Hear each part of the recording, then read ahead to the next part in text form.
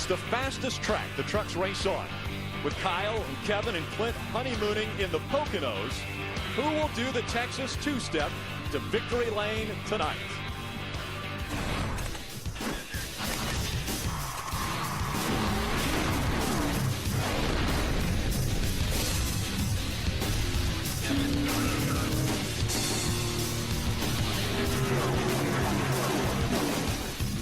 Two truck veterans have dominated in Texas. Brendan Gaughan's last win came at this very track. Todd Bodine, he's the most successful truck driver ever in Texas. But the most recent winner of a regular was Johnny Sauter. And he went to victory lane at Martinsville earlier this year. Who will be next?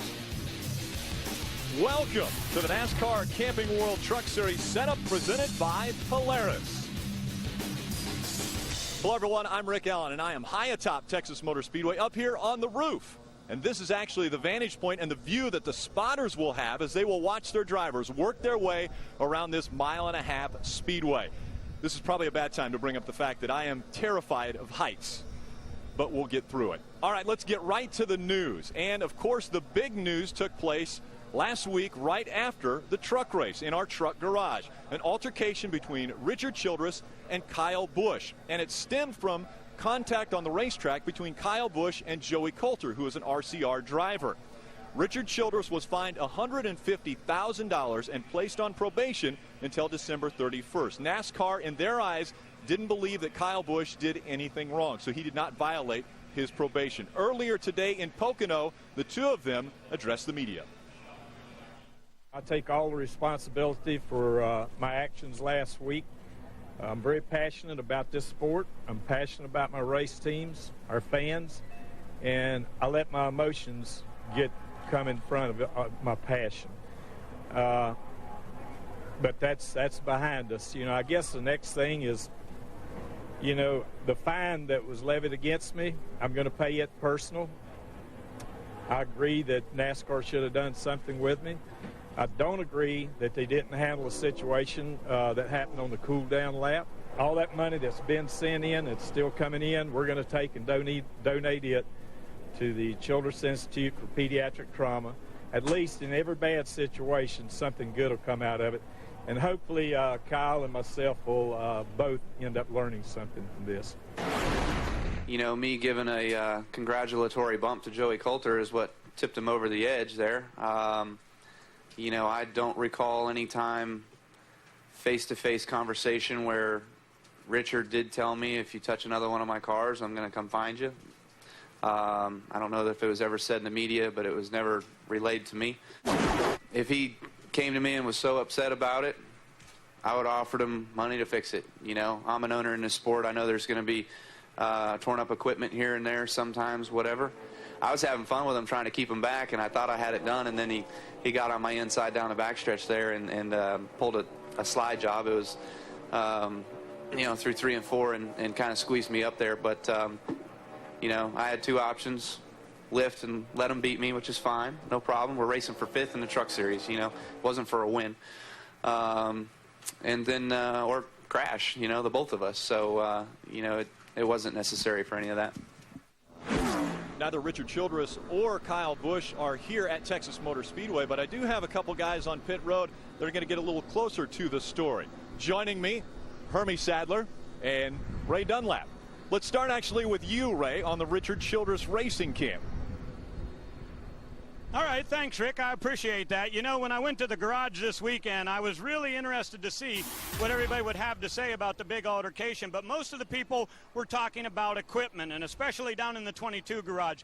Those guys were planning on bringing that truck directly from Kansas straight to Texas without ever going back to Charlotte. They did that, but there was a lot of work that had to be done to the side. It wasn't just a love tap with a tire mark. They had a lot of work to do. They had to fly a body man and a painter out here to actually get that work done, and it took away from the team. And that's really the side that most of the people on that camp say, we wish he wouldn't tear our equipment up after the checkered flag. Hermie? Well, Ray, I had a chance to check in, you know, with the KBM team. Rick Reen is the general manager of Kyle Busch Motorsports, and I went to Rick and I said, Rick, what is the mindset of your team this weekend? He said, Hermie, I've been racing a long time. I feel like the focus needs to be on Brian Eichler. We've got a young, inexperienced driver that we need to give 100% focus on him to try to win this race tonight. But he also said we've also got a lot of young talent on this team from top to bottom. They've never been, thrown into a situation like this as far as the media and people talking. And I asked him, I said, Rick, will we see anything tonight? He said, Hermie, as far as I'm concerned, it's over with unless somebody with another organization, starts to try to bring something up again tonight. And he did admit that the RCR group has a lot of, as he said, very interesting characters on that team. Rick? Well, thank you, Hermie. And again, Richard Childress and Kyle Busch both still on probation. Richard Childress until December 31st. Well, again, all of that happened after the checkered flag in Kansas. Let's take a look at what happened between the green and the checkered flags. The celebration in Kansas began long before the checkered flag flew. Past drivers and champions were all on hand to help commemorate the Truck Series 400th race. Who will win race number 400? Green flag in the air. But the celebration was short-lived for one past champion. And Ron Hornaday on lap 5, he reported to crew chief Jeff Hensley he thought he had a right rear tire going down. Problems for Hornaday. Around goes the 33. Blew the tire. There we go. Caution's out. Right rear tire blew off of it. Hornaday eventually made his way back to the track, but was relegated to a 30th place finish. Varying pit strategies allowed different drivers to battle for the lead. But when green flag pit stops cycled through, hometown driver Clint Boyer regained the lead. Kyle Busch fought an ill-handling truck all weekend. A close battle with Joey Coulter in the closing laps left Busch in the 6th position. This was his first finish outside the top 5 in his past 12 truck starts. Busch shared his frustration with Coulter on the cool-down lap. While one Cup regular was struggling, another was celebrating. Clint Boyer wins at Kansas in his home state. So happy to finally be in victory lane here. It meant so much to me. The fans are always awesome here.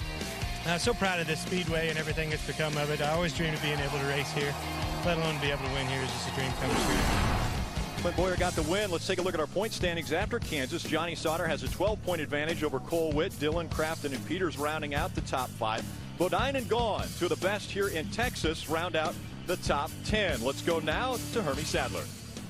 Well, thank you, Rick. And James Busher, what a great, not just tonight, congratulations on your first career pole, by the way, but 5th, 8th, 4th, and 4th. You guys are on a roll. We definitely are on a roll. This whole Turner Motorsports crew's done a great job, and we've got a brand new Chevy Silverado this weekend, and it's really good for me to get my first pole here at Texas, and couldn't be more excited for this whole team. And Wolfpack Reynolds based here in Texas, and Steve and Sandra Turner for the opportunity they give me. They're also based here in Texas. So for us to get our first Truck Series pole here, it means a lot, and I think we got a truck good enough to go for the win.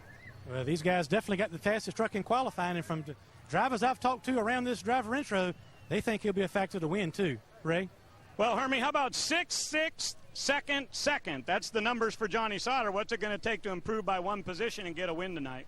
Yeah, I mean, we're doing everything we can, obviously, with our Safe Auto Curb Records, Carrier Chevrolet, and, I don't know. Every time we come here, we always seem to run pretty good, but we got a little bit different tire this time, and I see and talk to a couple different drivers, and we all seem to be chasing a little bit, so not exactly sure what to expect. We qualified 5th tonight, obviously happy with that, but I don't know. Last year I thought we had the truck to beat here in the fall, and we came up just a little bit short, so just got to give good feedback to Joe and all the guys and let them work on it and see what we can get tonight. Johnny Sauter, one of the drivers that did the tire test for here at Texas. Rick? So again, Johnny Sauter, the only winner already, Truck Series winner in this series that could go to victory lane tonight. We want to take a look at a few guys we want to give thumbs up to from Kansas. Ricky Carmichael, who wrecked in qualifying, brought a backup truck out, and he went from 35th to 21st. Brendan Gaughan, he was the biggest mover from Kansas, going from 24th to 7th, trying to get his career back on a roll here in the Truck Series. Travis Quapple, a former champion from 2003. He hadn't had a top 10 this year until he drove from 19th to 10th in Kansas. And how about Joey Coulter? A lot said about his altercation after the race, but he fought on the track for his first top 5 finish, going from 8th to 5th. Stay with us. More Setup presented by Polaris. The setup is presented by Polaris, the hardest working, smoothest riding off-road vehicles now at your local dealer. Brought to you in part by Camping World, celebrating 45 years of serving the RV and outdoor enthusiasts. Visit Camping World July 14th through the 17th and 21st through 24th for anniversary discounts and daily prizes. And by Dollar General. To get your favorite brands for race day, visit Dollar General. Save time, save money every day. Todd Bodine in victory lane. He is Mr. Texas. Todd Bodine wins at Texas. Truck was perfect. I mean, absolutely perfect. Todd Bodine has taken over the top spot, and he will win in Texas again. Skinner on the inside, Bodine on the outside. Bodine closes the door, and Bodine wins for the third time in Texas. And welcome back to Texas, getting ready for the Winstar World Casino 400K here at Texas Motor Speedway. Well, Todd Bodine would have to be considered the best ever at Texas, and a close second would be his new teammate, Brendan Gaughan. Those two sat down and had a conversation about Texas Motor Speedway. I get this question all the time. I know where you're going. What makes you so good at Texas? What's the secret of Texas? What's the secret to getting around this place? Let me know. Do you have one? I can't tell you. Hold it wide open, you turn the wheel, and you go in circles. I can't tell you. You know, had 2 great years. 4 wins in a row, everything was great. Everybody goes, what? Oh, Texas. If I knew what it was when I went to Sprint Cup, I'd have won in Texas again. And you'd have kept doing it, yeah. You know, to me, it was more the team. The team came prepared. We came here with an attitude, and it was all just about the attitude and the preparation of the guys in the shop. But I don't know anything else of that. You know, that's what I tell everybody. But nobody believes it. It's not just me. Yeah, I'm going in the circle, but you got to have a good truck. You got to have, especially here, you got to have great pit strategy. You got to have great pit stops. You know, you got to have the whole package to get it done at any racetrack. And I got lucky. 3 of my wins, I started in the back. Well, you're good, man. You came to the front. I mean, I always tell people it's like, you know, watching Kyle Busch now. He doesn't matter where he's at. And that's how I felt back then, is it didn't matter I started 35th, 36th. You go right to the front, I go to the outside, everybody, and it would work. And that was, I guess you could call my little trick, was back then nobody went outside. Mr. Outside. Well, nobody did it then. All you guys were scared of it then. Now everybody's in my way. Well, no, we had more horsepower then, so you could run. Now you got to run a little around the bottom and keep it wound up and all that. We're going on that again. You still think I need to get to the bottom? Well, you'll see. You'll see. When we get on old tires, you can go back to the Brendan line. So the bottom line is, there's no secret to Texas. You got to have a good race team. The two of them have been phenomenal, both with 13 starts. Todd Bodine with 6 wins, more than any other driver here at this racetrack. How about Brendan Gaughan with his 4 wins? They were all consecutive from 2002 to 2003. Now, Brendan Gaughan got his first ever win at this racetrack. Ray Dunlap standing by with a guy who might get his first win right here. The last couple of weeks, everything's been going great for the 22. What has been different about this team and making you guys run so well? I mean, I've learned a ton the past few races, and my teammate Austin Dillon's helped me out a lot. And both teams together have been working together, and we've been able to put together some good finishes. Like I said, I've learned probably more in the past 4 races than I've learned in the past year. It's been pretty incredible, and we're super excited about Texas. You know, tonight we got a great qualifying run on the outside pole. We got American Eurocopters on the truck this weekend. And I think it's going to be a great night. Got to keep in mind he's very new to the truck series, and Hermie's standing by with another newbie. Well, one fresh face we're going to see tonight is that of Steve Arpin. First of all, congratulations on your first start. It's coming at a place you've had some success at, too. That's got to make it nice for you.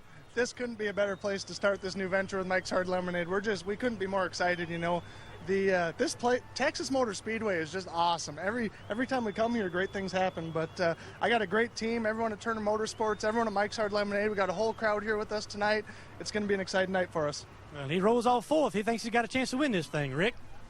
Thanks, Hermie. Steve Arpin has a little experience in stock cars. He ran very well in the ARCA Racing Series. And speaking of that, my broadcast partner and I will be hopping on a plane and flying to Pocono to do the race tomorrow. But right now, let's talk a little bit about Texas, Phil. And the average starting position of our race winners is 5.67. How about the young guys that are in the top 6 starting tonight? It's incredible, Rick. As a matter of fact, we have 7 drivers in the top 10 that have never won before.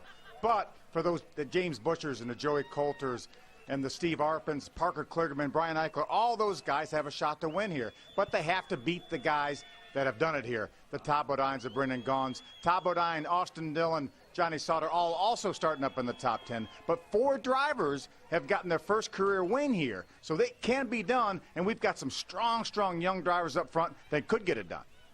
Phil, the farthest that anyone started at this race back and still won was Todd Bodine at 22nd. Now, we've got some guys that have experienced winning here in Ron Hornaday and Brendan Gaughan who start further back than that. What do you think about their chances? Well, I think their chances are excellent, but the competition is so strong nowadays, and all these young guys are really making their presence felt. James Buscher's already had a couple runner-up finishes in his career. This is his first pole after a bunch of top 3 starts, so look for him to be very strong, but never cut out somebody like Ron Hornaday. He's won here twice. He can win on any given day, so you never count him out, as well as Brendan. He talked in that little piece that didn't really have a secret, but he does. He knows how to get it done here. All right. Well, I tell you what. Hey, Phil, I'm over here, buddy. Yeah, you see me now. Turn the wind off down there so that when I come down and join you, it's not quite as windy, because it's really windy up here, okay? Hey, we're all good. I've been watching you. I've been afraid that you're going to fall off the roof up there, so hurry up and get back down here where it's a little bit safer. Will do. We talked about a few different drivers who have a chance of going to victory lane. We haven't talked a lot about guys like Austin Dillon, who's won in this series, but just not in 2011. And how about another new face?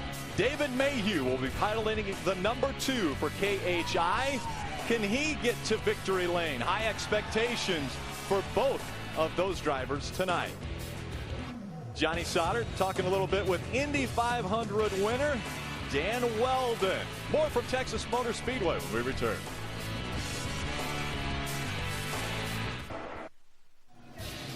The setup is presented by Polaris, the hardest working, smoothest riding off-road vehicles, now at your local dealer. Brought to you in high definition by Funai. Funai, fun and innovative. Experience more at FunaiAmerica.com. And by Race Rock and Refresh. To learn more about your chance to win a trip to Chicagoland Speedway and a Toyota Tundra, visit Dollar General. Save time, save money every day. As you may have noticed, Michael Waltrip not with us this week, but he's been sending pictures back from Le Mans. Not only his teammates, but fellow competitors. He's been trying to keep us abreast of what's taking place as he's getting ready to take on the 24 hours of Le Mans. And he is having a great time, as you can see from some of those pictures. 24 hours of Le Mans starting in less than 12 hours. Michael's team qualified 15th in class and 44th overall. You can see all that coverage on Speed. It's on Speed and Speed.com. Well, last week in Kansas, we were very close to Fort Riley, and so the Germain Racing team thought they would take that opportunity away from their busy racing schedule to visit with some of the soldiers. We followed along.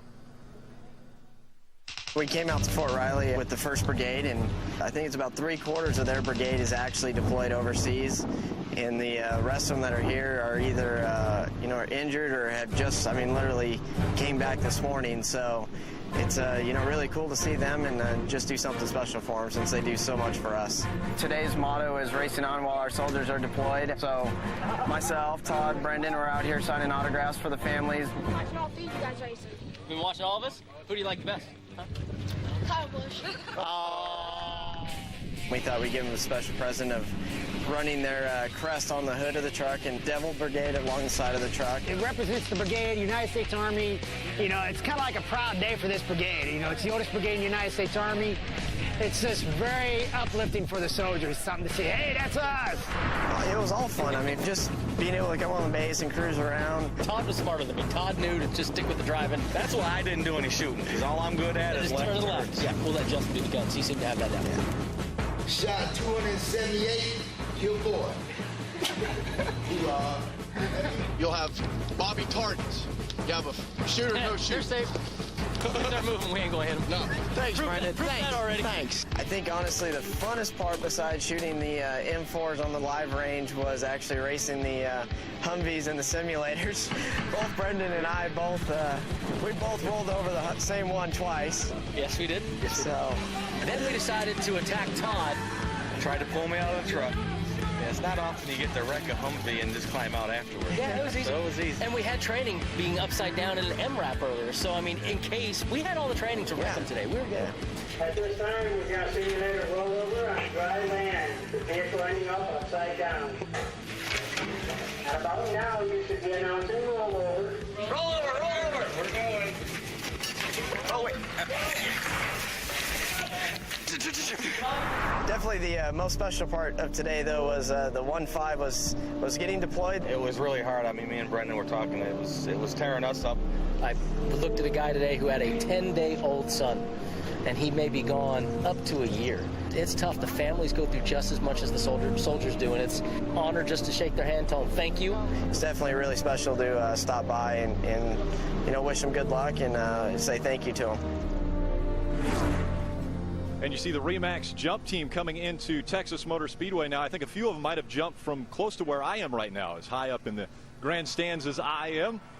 But we always have a special place in our heart, and there's always been a great relationship between the racing community and our servicemen and women. Thanks again to our true heroes. You see the flag being brought in. That means we're getting close to our pre-race ceremonies. You see Todd Bodine standing by his truck. Can he make it 7 at Texas Motor Speedway? Well, he's going to have some young guns that are going to try to get to victory lane before him. Stay with us. More here on The Setup, presented by Polaris.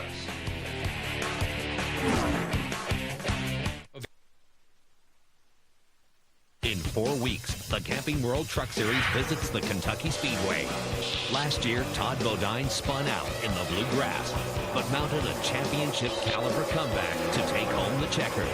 Who will make their presence known and show that championship form this year?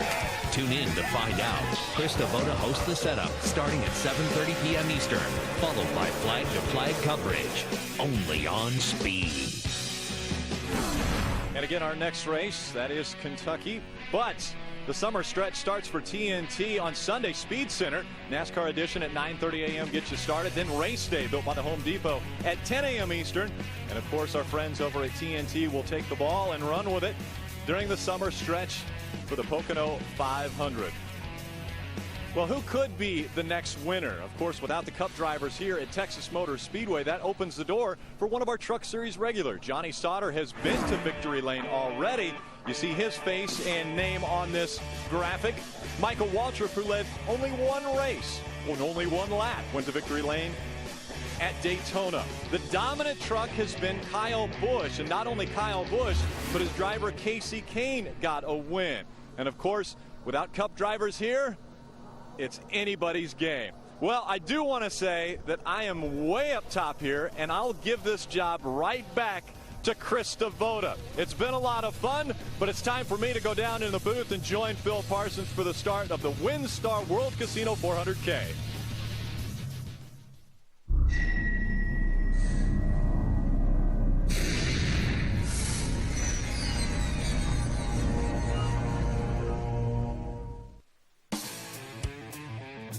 To dominate is to take control of something like no one else.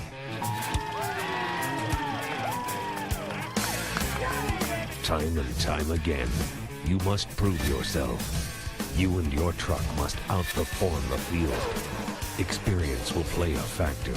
Luck may be needed, but hard work puts you in position to dominate. With domination comes a legacy. In Texas, 2 drivers have that legacy. Will it continue? Or will a new legacy begin today? Speeds at Texas Motor Speedway exceed 185 miles an hour. Trucks will run within inches of each other. Take a deep breath now, because it'll be hard to catch your breath when the green flag flies. Welcome to the NASCAR Camping World Truck Series Winstar World Casino 400K on Speed. With no Cup drivers in the field, it's anyone's race tonight. Will it be a first-time winner or a veteran that goes to victory lane? James Busher won the pole, and Steve Arpin and Stephen McCurley are making their first ever Truck Series starts. But a veteran could be the spoiler for the young drivers, using experience to win the Charlie one-horse cowboy hat given to the victor. The drivers have been introduced to the crowd. They're standing by as we're getting ready for our pre-race ceremonies, which includes our invocation and national anthem. Let's go trackside now for our invocation.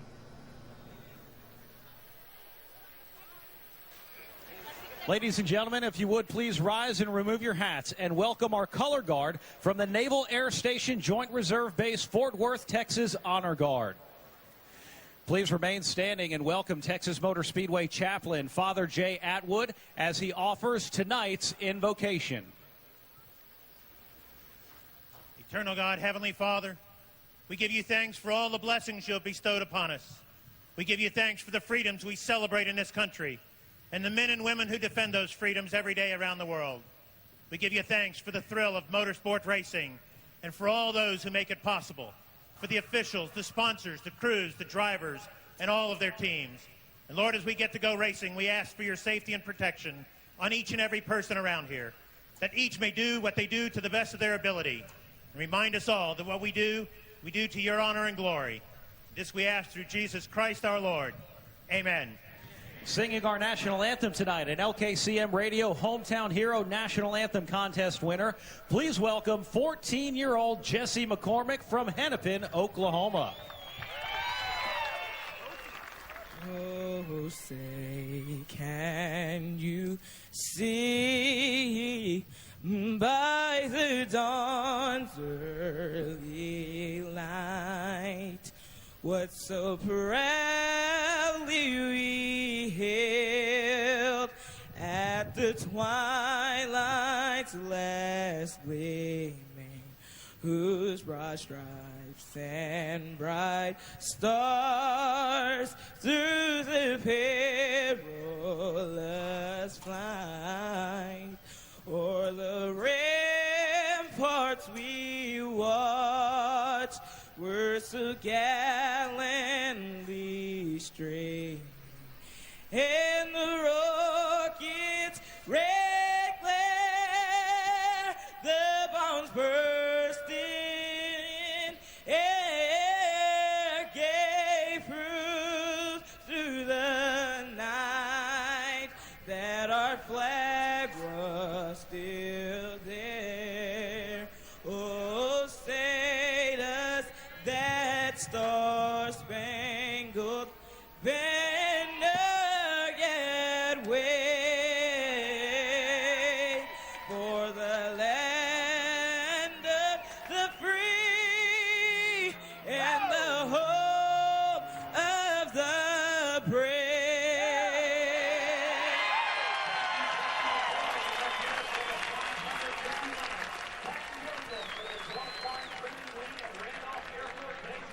Drivers getting their final inspirational words from their teams. We're in Texas, and that means great high-speed racing. Stay with us.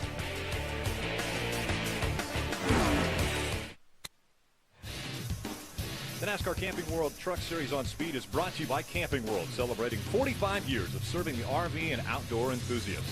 Visit Camping World July 14th through the 17th and 21st through the 24th for anniversary discounts and daily prizes.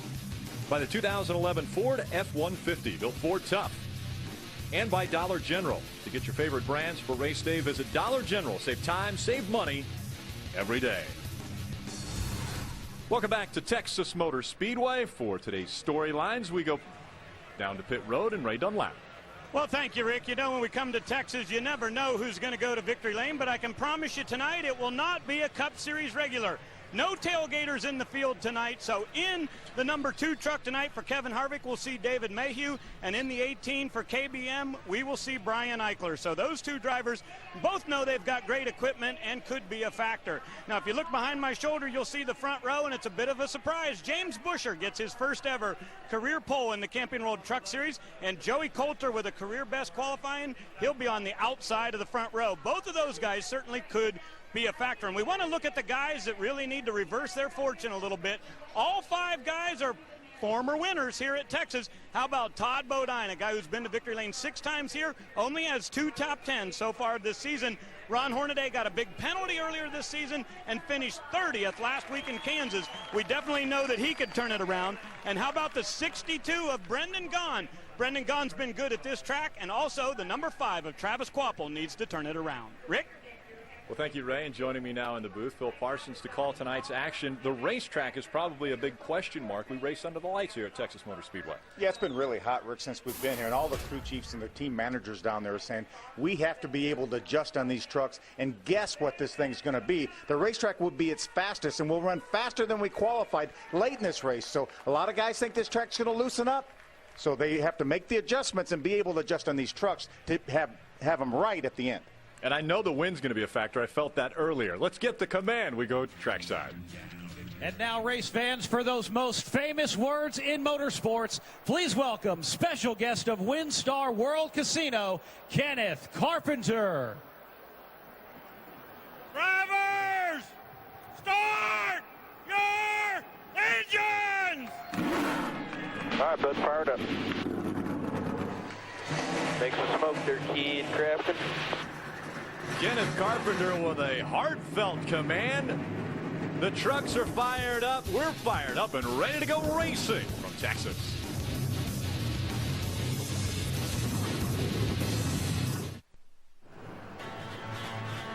And welcome back to the Winstar World Casino 400K. I don't think that was part of what was supposed to happen. Pre-race activities were taking place right after they fired the engines on the trucks. They were doing a little drifting here in front of the grandstands right on the quarter-mile racetrack. One of them got into a little bit of trouble, and flames started rolling out from underneath that car. He wasn't supposed to go down pit road, but he said, please, somebody come and help me. Yeah. Once he was on fire, he didn't care about the rules. He jumped out of that car very quickly, and the safety crews immediately to him. Actually, one of the teams brought a fire extinguisher over there. It is a sweltering day, and we're moving in tonight as it's 90 degrees. It was upwards of 102 degrees earlier today. Again, the wind's around 15 miles per hour, but clear skies. Yeah, clear skies. But this temperature will not drop that much, but the track temperature will drop. That's going to be the key. Want to take a look at our Royal Purple track description and race analysis. Fast racetrack. You see a 1.5 miles in length, 167 laps, 250-mile race. Pit window somewhere between 52, 57 laps, 24-degree banking in the corners. This is a fast racetrack. As a matter of fact, the pole was just almost exactly what the pole was at Daytona this year for a 2.5-mile racetrack. Very fast racetrack as we see the truck starting to roll around this 1.5 mile racetrack. Could we get a first-time winner? Well, the grid's going to roll across the top of your screen. Again, James Busher grabs his first ever pole, and he has been very strong in the Truck Series. It could be his first ever win. We want to take a look at a few different drivers. We're going to begin with Ray Dunlap, right? Well, thank you, Rick. In my spotlight tonight, it's Brian Eichler. He's made 18 prior starts in this series, but it's the 18 on the side of that truck that means the most. He knows that this is great equipment, and it's a great chance for him to shine tonight. 5 top 10s a year ago in 2010, but this is his first start of the year. He's won in the K&N Pro East Series, 4 times in the West Series, but never in a top division of NASCAR. Tonight could be Brian Eichler's very best chance. Hermie? Well, thank you, Ray. And we talked to Steve Alpin earlier on the setup show, and boy, is he excited. His first ever Camping World Truck Series start here at Texas. But when you come into a racetrack and the first time in a truck, why not come back to a place that you've won at? This is Steve Alpin taking the checkered flag here at Texas Motor Speedway in the ARCA Series race last year. He's got a lot of confidence, a very upbeat, confident Steve Alpin takes the wheel tonight. He qualified 4th. Keep an eye on Steve Alpin tonight. Bill? Hermie, I want to take a look at 29-year-old Central California driver David Mayhew. David sits 3rd in the K&N West Point standings after finishing 2nd last year. He will lead right after this race to run the West race at the Las Vegas Bull Ring tomorrow night. He has 3 wins in that series, and they all came in Iowa, and he will run this KHI truck at Iowa there later this year. He has 4 previous starts in the Truck Series, including Phoenix this year. He practiced Kevin's nationwide car in Chicago last week, and he will start 16th in this KHI MMI Services Chevy. Phil, I think we've got to talk about Cole Witt. Here's a young man who's just 19 years old. He could become the youngest winner to ever win a Truck Series race. He became the first Rookie of the Year contender to lead the points when he left Charlotte 2 races ago as the leader. He's 2nd in points, only 12 behind our leader, Johnny Sauter. His worst finish of the season, that's 15th at Kansas. So I think our eyes have to be on Cole Witt as a potential first-time winner in the Truck Series. We're going to ride along with a few different drivers, one of those being Nelson Piquet Jr. He'll start 10th tonight. He'll carry one of our cameras. We're going to ride along with our Toyota on board with Ty Bodine. What can you say about Ty Bodine in Texas? 6 wins. Really, really good here. Everyone in the garage said we're going to have to beat Ty Bodine tonight. He will start 8th. Johnny Sauter, one of the only regulars to win in the Camping World Truck Series in 2011. He starts 5th and carries one of our cameras. We're also going to ride along with Austin Dillon. He will ride our Fanai sponsored onboard camera. He will start from the 3rd spot, a 2-time winner in the series. Austin Dillon has a great shot of going to victory lane tonight. What is the recipe for success? We want to take a look at our Walmart recipe for success, and we start with Ray Dunlap.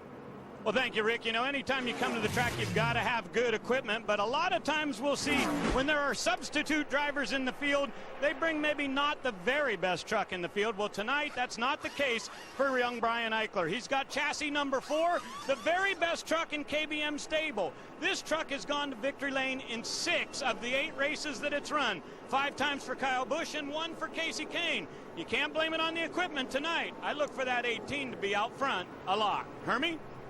Well, Ray, when you look at a driver like Todd Bodine, a defending champion that has won 6 times here at the Texas Motor Speedway, as Phil said, you got to expect your run up front.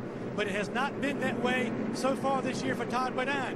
What has he done for me lately? Only 2 top 10s this year. But a good sign for this team in Kansas last week. They debuted a brand new truck. He came home 3rd, and they have high hopes they'll get this season turned around and get back to the Todd Bodine of old here at Texas Motor Speedway. Rick? Thanks, Hermie. That's our Walmart recipe for success. Who will get the right ingredients and make it to victory lane? Stay with us. Green flags next. Welcome back to the Winstar World Casino 400K here on Speed, your motorsports authority. Less than a lap to go before the green flag will fly. 167 laps, 400 kilometers, just over 250 miles. It's been a while for a few drivers since their last win. How about David Starr, 129 starts. And man, would he like to win here. This is his home track right here. Always runs well here, just hasn't got it to victory lane. Brendan Gaughan, who started off his career winning at Texas and went 4 consecutive. But then after that 4th consecutive, it's been 109 since he has found victory lane. How about Travis Kvapil, former champion in this series? He's won here before, but it's been 25 races since he's visited victory lane. Yeah, Travis Kvapil had a great year when he ran for Roush not too long ago, but they really have started to turn that season around too. They had his first top 10 the last time out, so look for him to be more competitive than he was early on. And Matt Crafton, teammate to Johnny Sauter, who currently is leading the points, looking for another win. He got that first win at Charlotte Motor Speedway. That was a 1.5-mile racetrack. Let's see if a 1.5-mile racetrack works for him tonight. And remember, we have 10 1.5-mile races throughout our schedule, and this is the 3rd of 4 in a row. Pace truck driven by Randy Kaiser, pacing them through 3 and 4. Then it will go into the hands of James Busher. He was so close so many times in qualifying at different racetracks and finally gets his first career pole here at Texas Motor Speedway. And the young Joey Coulter on his outside. So youth leading the field into the quad oval here at Texas Motor Speedway. The fans are on their feet. Green flag goes in the air. We're underway.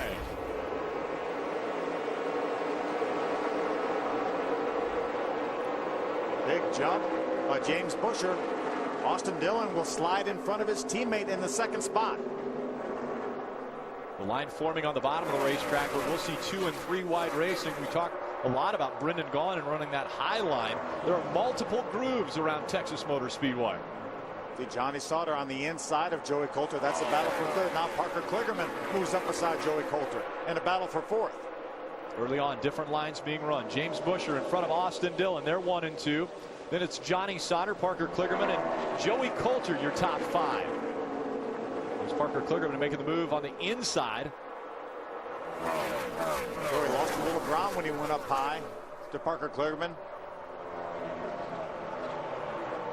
Again, driving that 18 is Brian Eichler tonight for Kyle Busch Motorsports. Remember, Ty Bodine telling Brendan Gaughan that with less horsepower these trucks have now, the bottom is the place to be.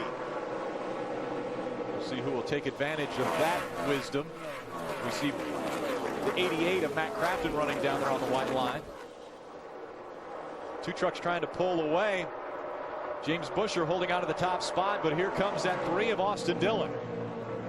Talking to Austin's guys down in the garage area, they were very, very confident. They said they had a great race truck, really looking on getting that truck to victory lane here for the first time this year.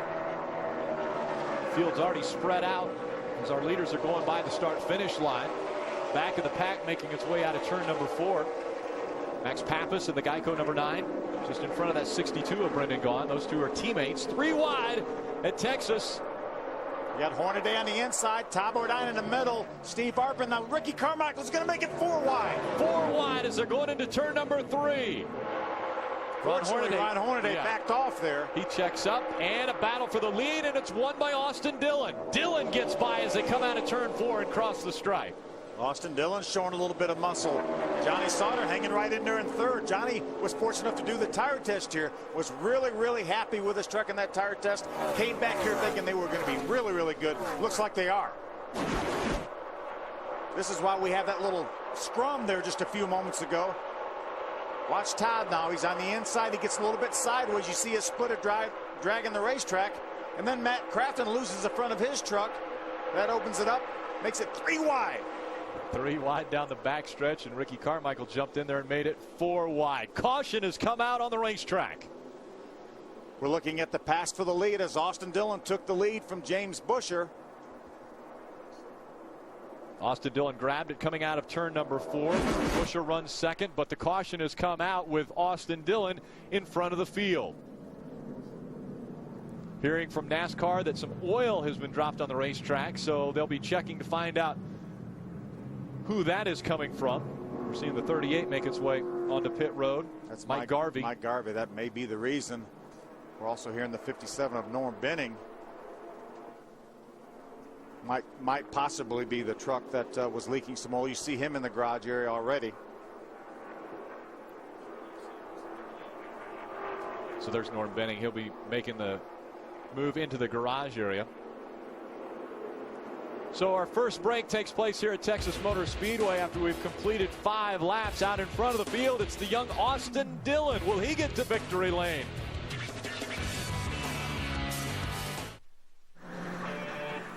Sunday NASCAR's Ultimate Pre-Race Show powers in the Pocono. Denny Hamlin joins us live. Plus, we'll break down the Busch-Childress fight and what might have led to the blow-up. Don't miss NASCAR Race Day, built by the Home Depot. Sunday at 10 a.m. Eastern, live on Speed, Motorsports Authority. Getting under caution because fluid is being dropped on the racetrack. The track officials and NASCAR officials have gone around, checked it out. Field getting back in line behind Austin Dillon. We'll check out him and his Funai on board.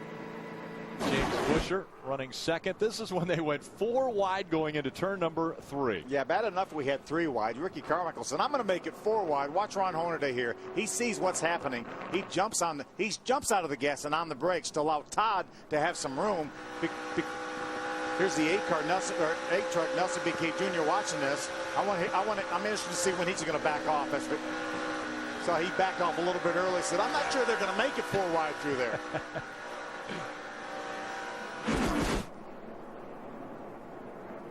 Austin Dillon and James Busher. Again, James Busher grabbing his first pole here at Texas Motor Speedway. He led his first laps ever in the Camping World Truck Series. Austin Dillon has the field behind him now. Stay with us. More racing here from Texas Motor Speedway.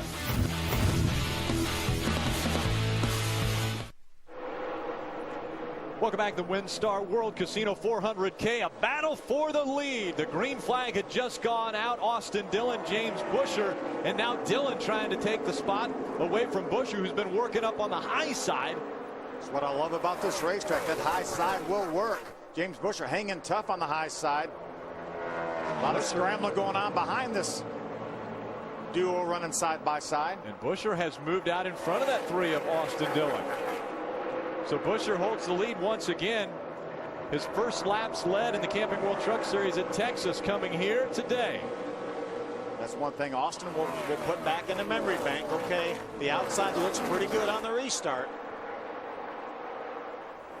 Johnny Sauter moving up the racetrack, running in the 3rd spot right now.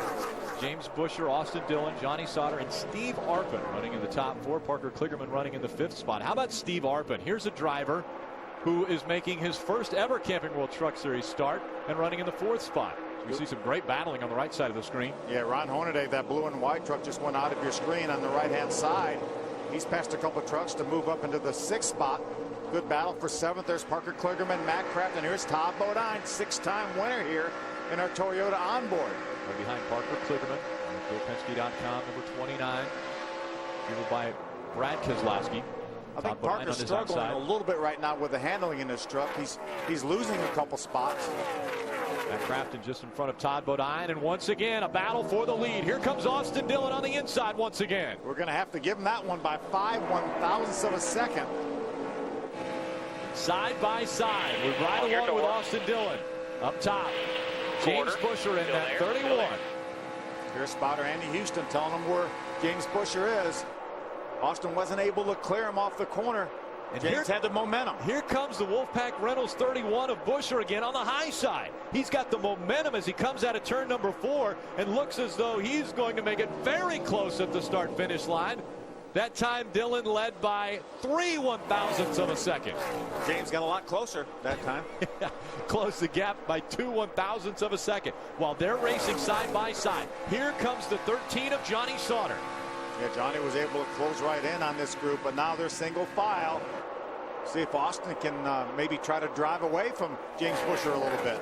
Steve Arpin holding on to the 4th spot. Hornaday's moved up into the 5th position. Brian Eichler, Matt Crafton, Todd Bodine, Parker Kligerman, Justin Marks, and Joey Coulter. They're your top 11. Cole Witt back there in 12th. I was talking to Marcus Richmond, Cole Witt's crew chief. I was talking about fuel mileage, and he said, boy, we just haven't seemed to have been able to get the good fuel mileage. He said, I believe some of these trucks can run about 5 or 6 laps more than we can. Could come back and haunt them tonight. Ray Dunlap, what's going on with the 31 team? Well, James Busher just came on and said, guys, I'm a little bit free in, so I don't think I want to run side by side right now until we work on this truck a little bit. They said, that's okay, just settle in there. We know we're good. You know you can do it when you need it, but don't use it up too early. Good advice for a young driver. James Busher, just 21 years old, and he's another driver who'd love to win at this racetrack because this is his home state. He's from Plano, Texas. Yeah, not too far from here. As a matter of fact, this is where Mr. Turner discovered him, was racing on the quarter mile here in the front stretch. Right now, Travis Quapple losing another spot. This time it's to the aid of Nelson Piquet Jr. Nelson Piquet Jr. has moved up to the 16th spot, or 15th spot, as he's taken that away from Travis Quapple. There's David Starr, the 81 truck, remember, has not won here, from Texas. Another one of the local drivers would so love to win at this racetrack. 3 drivers from the state of Texas in the field. The other one, Stephen McCurley from Humble, Texas, and this is his first ever Truck Series start. Look at Brendan now using that high line. Jason White, I think, said, I'm going to take a little bit of this high line away from you as I try to get by the 39 car, Brian Sieg. Saw Brendan making the move up high, decided that might be working. I'm going to go up there. Now Jason White goes down low. Brendan Gaughan stays up high, tries to keep that momentum up. He's got a little bit of momentum on that truck of Jason White. He's going to get up beside him and clear him halfway down the backstretch. 7 of Miguel Paludo on the inside of that 39. Ryan Sieg running up on the high line. Miguel Paludo having to check it up a little bit as he came out of turn number 4. We haven't talked a lot about the 18 truck, Hermie. What's going on? Well, Rick, this is one of the reasons why the crew chiefs really have a difficult job at a place like Texas when you practice in the daytime, race at night. Brian Eichler, not a lot of experience. When the initial start happened to this race, this truck was very good. We had the caution. After we went back to green after the caution, the truck all of a sudden has turned a little bit tight, center exit. So they're just telling him right now to settle in. What you got, he's running decent lap times, but when they come in, they're going to have to work on this truck to get him a little bit freer from center out. Thanks, Hermie. That's a nice thing about the length of this race. Oh, and around goes the 99 of Chase Mattioli. Mattioli spins on lap 22, and that brings out our second caution. Chase gets it refired. All those block marks are not from him, by the way. And you see a little bit of grass. He actually went through the grass coming off of turn 4, got sideways, slid through the grass. He was running in the 30th spot. There's another view. He was on in the inside of another truck trying to get by. That was a 93 truck of Shane C. Those trucks often get a little bit loose when you're on the inside. It robs that inside truck of the air on the rear spoiler. And around he went. So Chase Mattioli brings out caution number 2. It's Austin Dillon who's out front now. Welcome back to Texas Motor Speedway. Under this second caution, most of the field made their way on to pit road. Let's take a look at how that took place. Hermie. Yeah, Rick, Brian Eichler brought the 18 truck down to pit road. We just talked about this truck was getting tighter as long as they ran, especially middle on the exit. It took 4 tires, Sunoco fuel, made an air pressure adjustment on the left side. Also mounting of pit road, Matt Crafton in the 88, fuel only. Ray? Up on air pressure for Austin Dillon, who you see at the top of your screen. James Busher has pit stall number 1. Both of my trucks that we're talking about did 4 tire stops. Dillon came in as the leader, but he will go out third, and Busher actually loses a couple spots. That's because the front 2 trucks took fuel only, and those guys went with 4 tires. Shane Singh's going to get credited for leading a lap because he stayed on the racetrack. But again, Steve Arpin making up some big positions on pit road. Stay with us. Green flags next.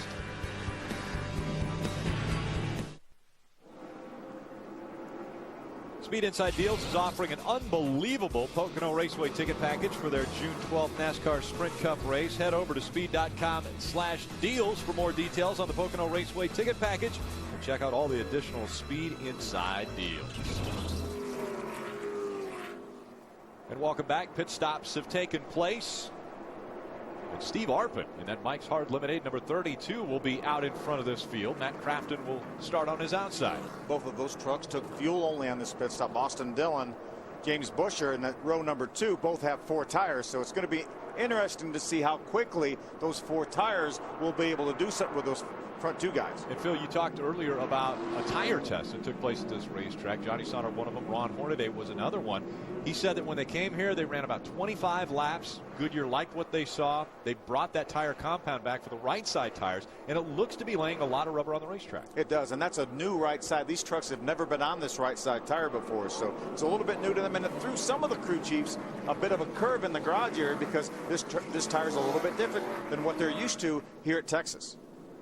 And again, the lead truck gets to choose inside or outside as far as their starting position. Steve Arpin chooses the inside line. Green flag back in the air. How about that? You make your first Truck Series start and you lead in the race. Austin Dillon looking at the inside early on as they go into turn number 1. Matt Crafton hung on the outside there. It looks like he's fighting for the 3rd spot with Ron Hornaday. Hornaday takes it away from Crafton. Steve Arpin's done a nice job in this race. Again, no experience in these trucks. ARCA cars are a lot different than these trucks. They have more horsepower, and obviously the ARCA cars are more like the old Sprint Cup cars. Aerodynamics come into play, and the trucks always, we talk about how big of a hole they punch in the air. And right now, the guy leading that pack is Steve Arpin, making his first ever Camping World Truck Series start. Austin Dillon running back in the 2nd spot, just over 0.2 of a second back from our race leader. Then it's back to Ron Hornaday running 3rd. See, Matt Crafton is fading a little bit on that fuel-only strategy. Several trucks have already got by Matt. This is the first time we've seen David Mayhew driving that 2 truck. Riding along with Todd Bodine, and he has momentum on the high side of the racetrack. Take a look at this lot of cars. Johanna Long gets a little bit loose. Johanna Long, yeah, slowing up the outside line. She's another one of the trucks that took fuel only, gained a bunch of spots on that caution flag by doing that strategy.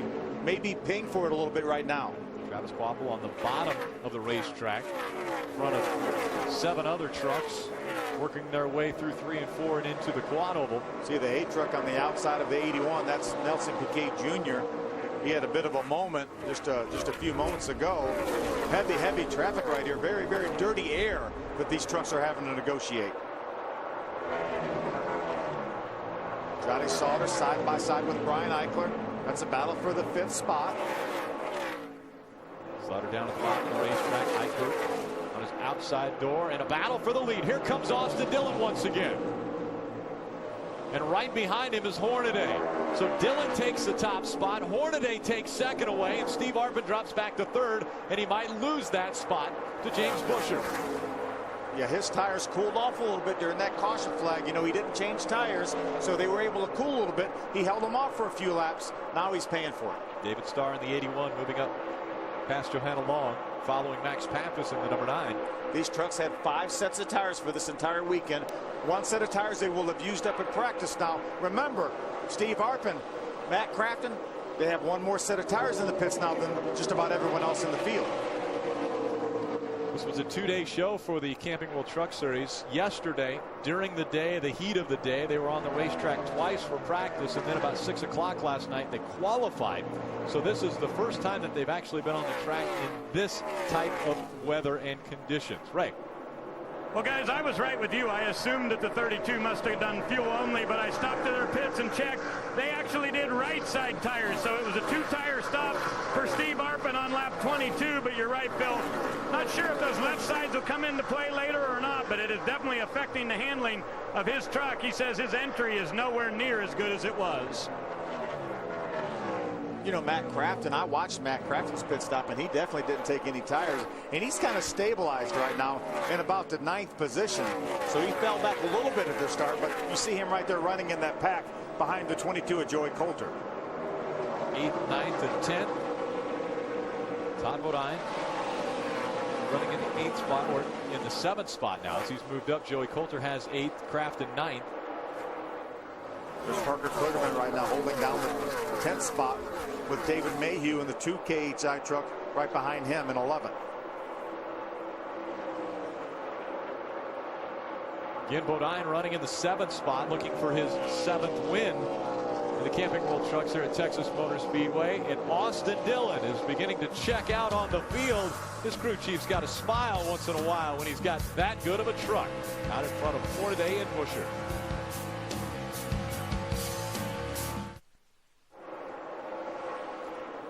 Welcome back to Fort Worth, Texas. Austin Dillon has a Texas-sized lead over Ron Hornaday. 2.7 seconds, the difference between 1 and 2. James Busher runs in the 3rd spot. Johnny Sauter is 4th, and Brian Eichler, driving for Kyle Busch Motorsports, is 5th. Yeah, Brian Eichler just took over that 5th spot from Todd Bodine.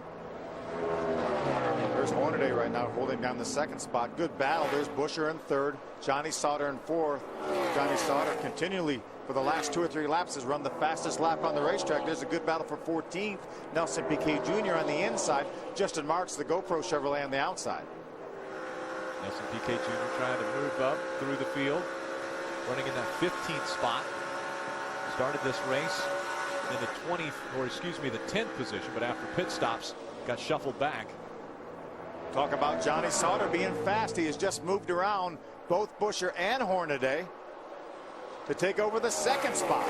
Sauter now will set his sights on Austin Dillon.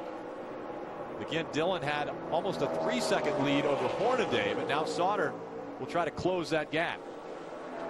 We talked about Johnny being part of the tire test here. We talked to him actually at Kansas, and he was talking about how he could not wait to come here. His truck was so good. Another brand new truck for Thor Sport Racing and Johnny Sauter. That's the 2nd new truck they've had in the last 3 races. And again, Johnny Sauter is the only Truck Series regular who's been able to win this season. He won at Martinsville earlier, but has been dominated by guys like Kyle Busch. Casey Kane was able to get to victory lane. Clint Boyer has won. Michael Waltrip. Our buddy Michael Waltrip, who's racing over at Le Mans this weekend. Won at Daytona in that huge win. Gets underway tomorrow at 8:30. You can watch the coverage right here on Speed. 25 hours of coverage between Speed amazing. TV and Speed.com. Amazing. Follow along and see how Mikey and his team do. There's a battle for the 8th spot. Steve Arpin on the outside. Those tires coming back to him now as he works by the 88. Parker Kligerman just behind him in the 29. Yeah, good heads-up move by Matt Crafton. It looked like he was going to get blocked in behind Chase Mattioli's truck, so he backed off wisely. Cost him another spot. David Mayhew and the 2 truck able to get by, but he knows that we've got 124 laps to go. There's a lot of racing left. Again, there'll be at least 2 more stops that will take place before the checkered flag flies. So guys trying to feel out their trucks, make the proper adjustments as it cools off, and the racetrack will start to cool off. Talked to David Mayhew in the garage here, and he qualified 16th. He wasn't real happy with that. He said we got a little bit hot on our first qualifying lap, wasn't able to run a second qualifying lap, and that really would have helped. Most of the trucks were able to run faster on their second lap, but said we have a great race truck, and he said it was great that first lap qualifying, but just got a little bit too hot. David Mayhew in that battle for the 9th spot. Steve Arpin has it in 32. Mayhew running in the KHI number 2, trying to take it away just outside of that 9th position. Rick, you were talking about this racetrack being different than what these guys were used to. We've already had 3 drivers that have run faster than the pole speed that was set yesterday evening. Cole Witt in the 60 on the high side, trying to go by Nelson Piquet Jr. Cole's holding down the 12th spot right now. That's Matt Kraft in 11th. The 88 truck right in front of him. Field spreading out. Sauter not able to close the gap on Austin Dillon. Dillon has a 3.7 second lead as we see side-by-side racing. Nelson Piquet Jr. on the inside, Cole Witt on the outside. Those 2 battling for that 11th position. Both of them getting by Matt Crafton. It's really starting to show up. The no tire strategy for Matt Crafton is really starting to show up. As Crafton drops back. Ricky Carmichael now is inside of Matt Crafton, trying to take that spot from him. Carmichael trying to make the momentum that he picked up at Kansas continue. Had a good run at Kansas. Now running at another 1.5 mile racetrack. This is the fastest that we run on, and the speeds will continue to increase as we get later in the evening. Ooh. Sideways is Steve Arpin. Sideways for Steve Arpin. That's going to open up the bottom of the racetrack for Nelson Piquet Jr. We talk about all those guys, all these young drivers with an opportunity maybe to get their first win. That's another one we need to add to the list. Nelson Piquet Jr. had a great runner-up finish at Nashville a few races ago. Up top, Dillon, Sauter, Hornaday all have victories in the Camping World trucks. Buscher and Eichler running 4th and 5th. They're still looking to visit victory lane for the first time. There's Cole Witt, comes in here 2nd, points, moves to the outside of Steve Arpin to take over that 11th spot. Cole Witt trying to use the momentum of the high line as he comes out of turn number 4. Austin Dillon increasing his lead over Johnny Sauter. It's now to 4 seconds between the 3 and the 13. Austin Dillon closing in on the slower lap traffic here at Texas Motor Speedway. Looks like he might have a comfortable ride in that number 3. Stay with us. More here on Speed. And welcome back. We're under caution for the 3rd time tonight, and one involved is Brian Eichler in the 18. The other involved is the 30. Take a look. Here's Todd Bodini's going to set Brian up coming off turn number 4. He's going to get his truck up beside Brian. They're going to go down the front straightaway here, side by side. Now, when they get down to turn number 1, Todd is going to get loose on the inside and have to chase his truck up the hill. Watch this. Watch and listen. When he got loose, he got into the left rear corner. Brian Eichler turned both of them around. Todd missed the inside wall. I think Brian may have made a little bit of contact with the inside wall. And on to pit road the field comes. Herbie Sadler. David Mayhew has been very impressive since they dropped the green flag. He qualified 16th, and they have been making their way slowly but surely to the front. He loves his truck. It's fuel only. No tires for David Mayhew. Ray?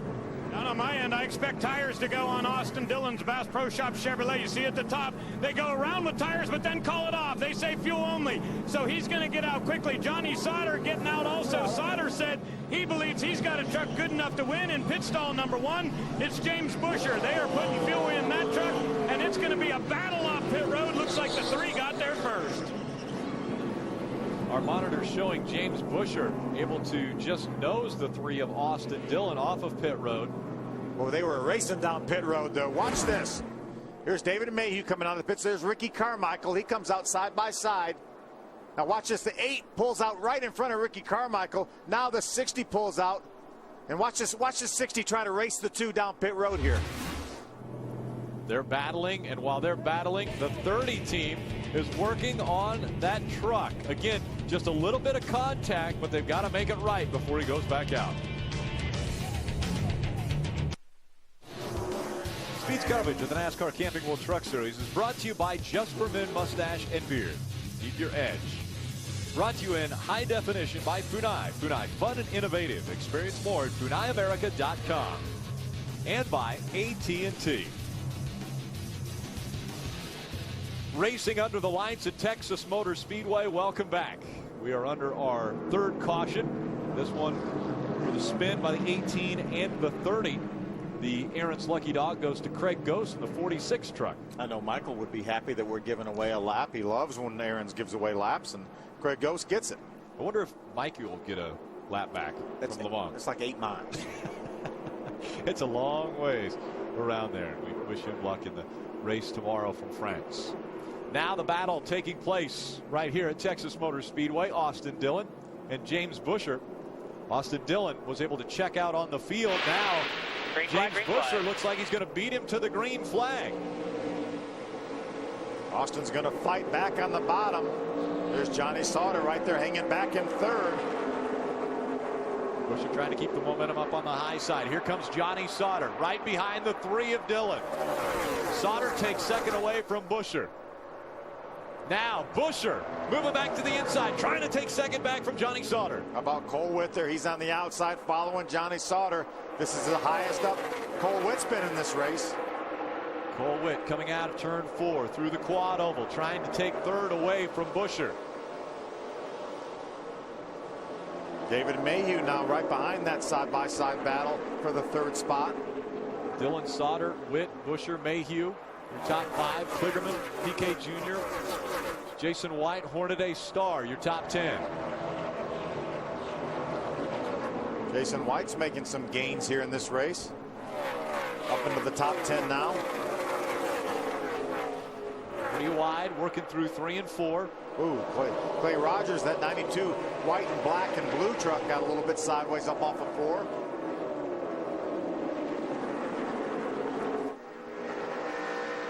Slowing, and we got a problem in front. 39 goes around.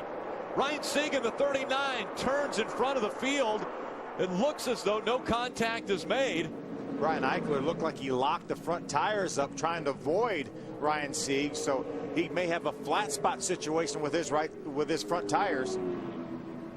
Ryan Sieg sideways on the racetrack, and everyone able to avoid him. We're riding along with Todd Bodine and his Toyota onboard, and he had a good view of that.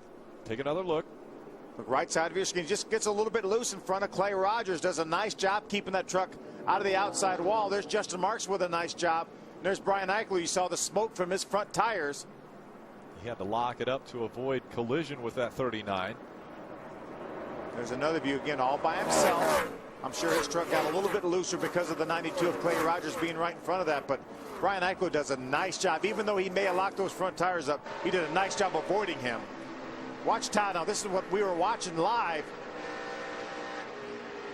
Todd sees that happen. He sees he's outside of him, so said, let me get back in this throttle here and squeeze by. And get out of the way. Brian Eichler actually running a lap down right now as we see them work on the 39 truck after he went through this slide at Texas Motor Speedway.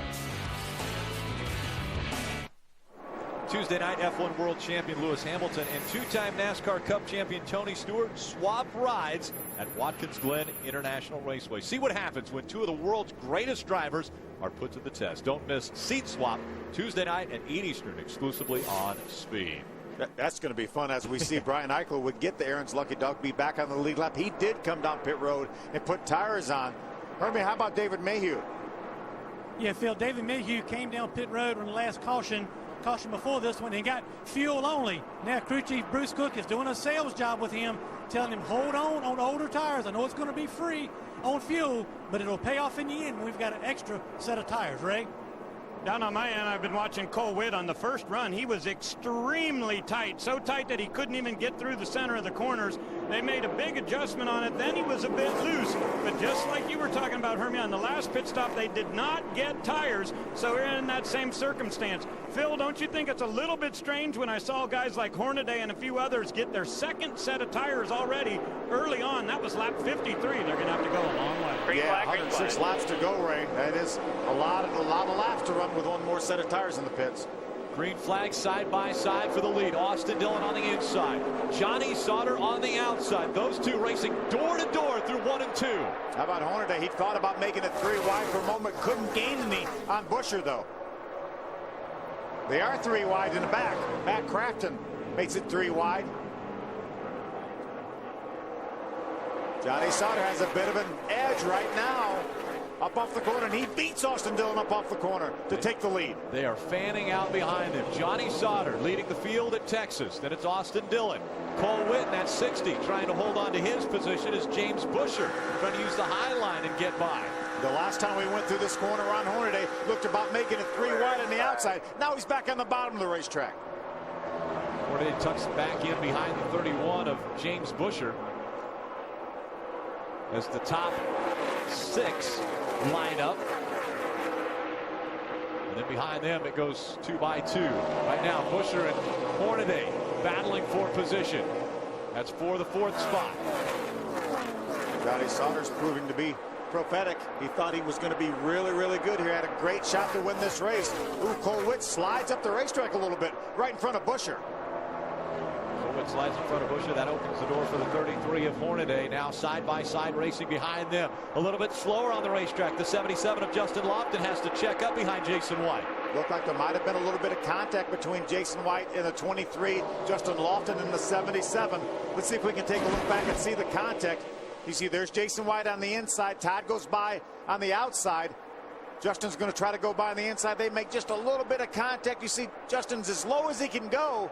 But that sees the momentum up for Jason White in the 23 truck. Jason White got a little sideways. Justin Lofton checked up. Here comes Craig Ghost in the 46 behind Jay White.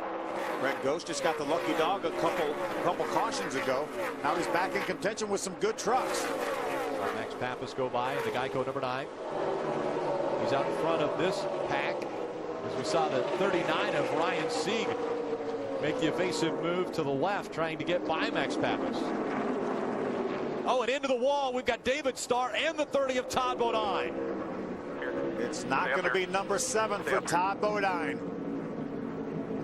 See, there's going to be enough damage to that truck. You see a lot of damage to the Zachary Toyota of David Starr as well. Got to believe there was some contact there. Or maybe somebody came along and was an innocent bystander.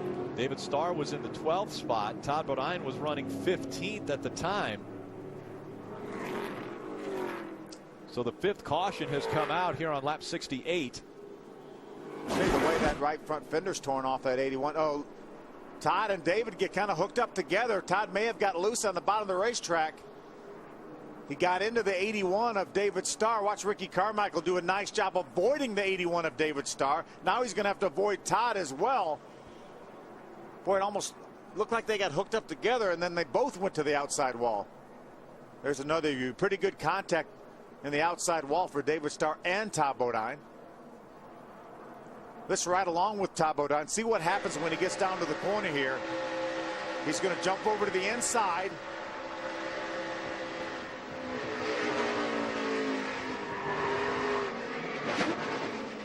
There's the contact with the outside wall. I don't know if Todd ran out of room on the bottom of the racetrack or what, but he certainly made contact with the 81 of David Starr.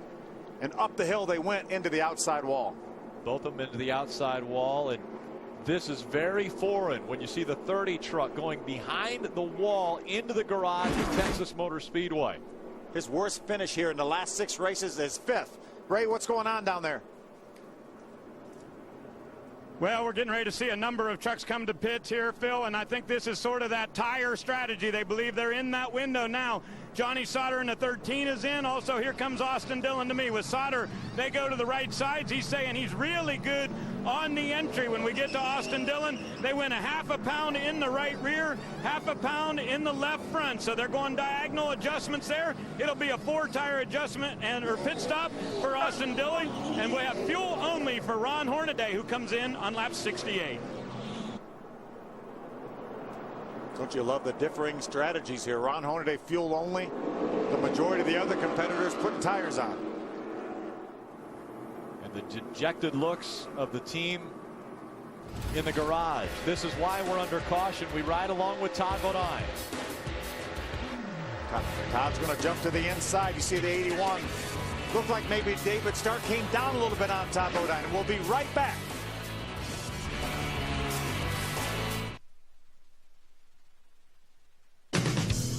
It's Camping World's destination recreation.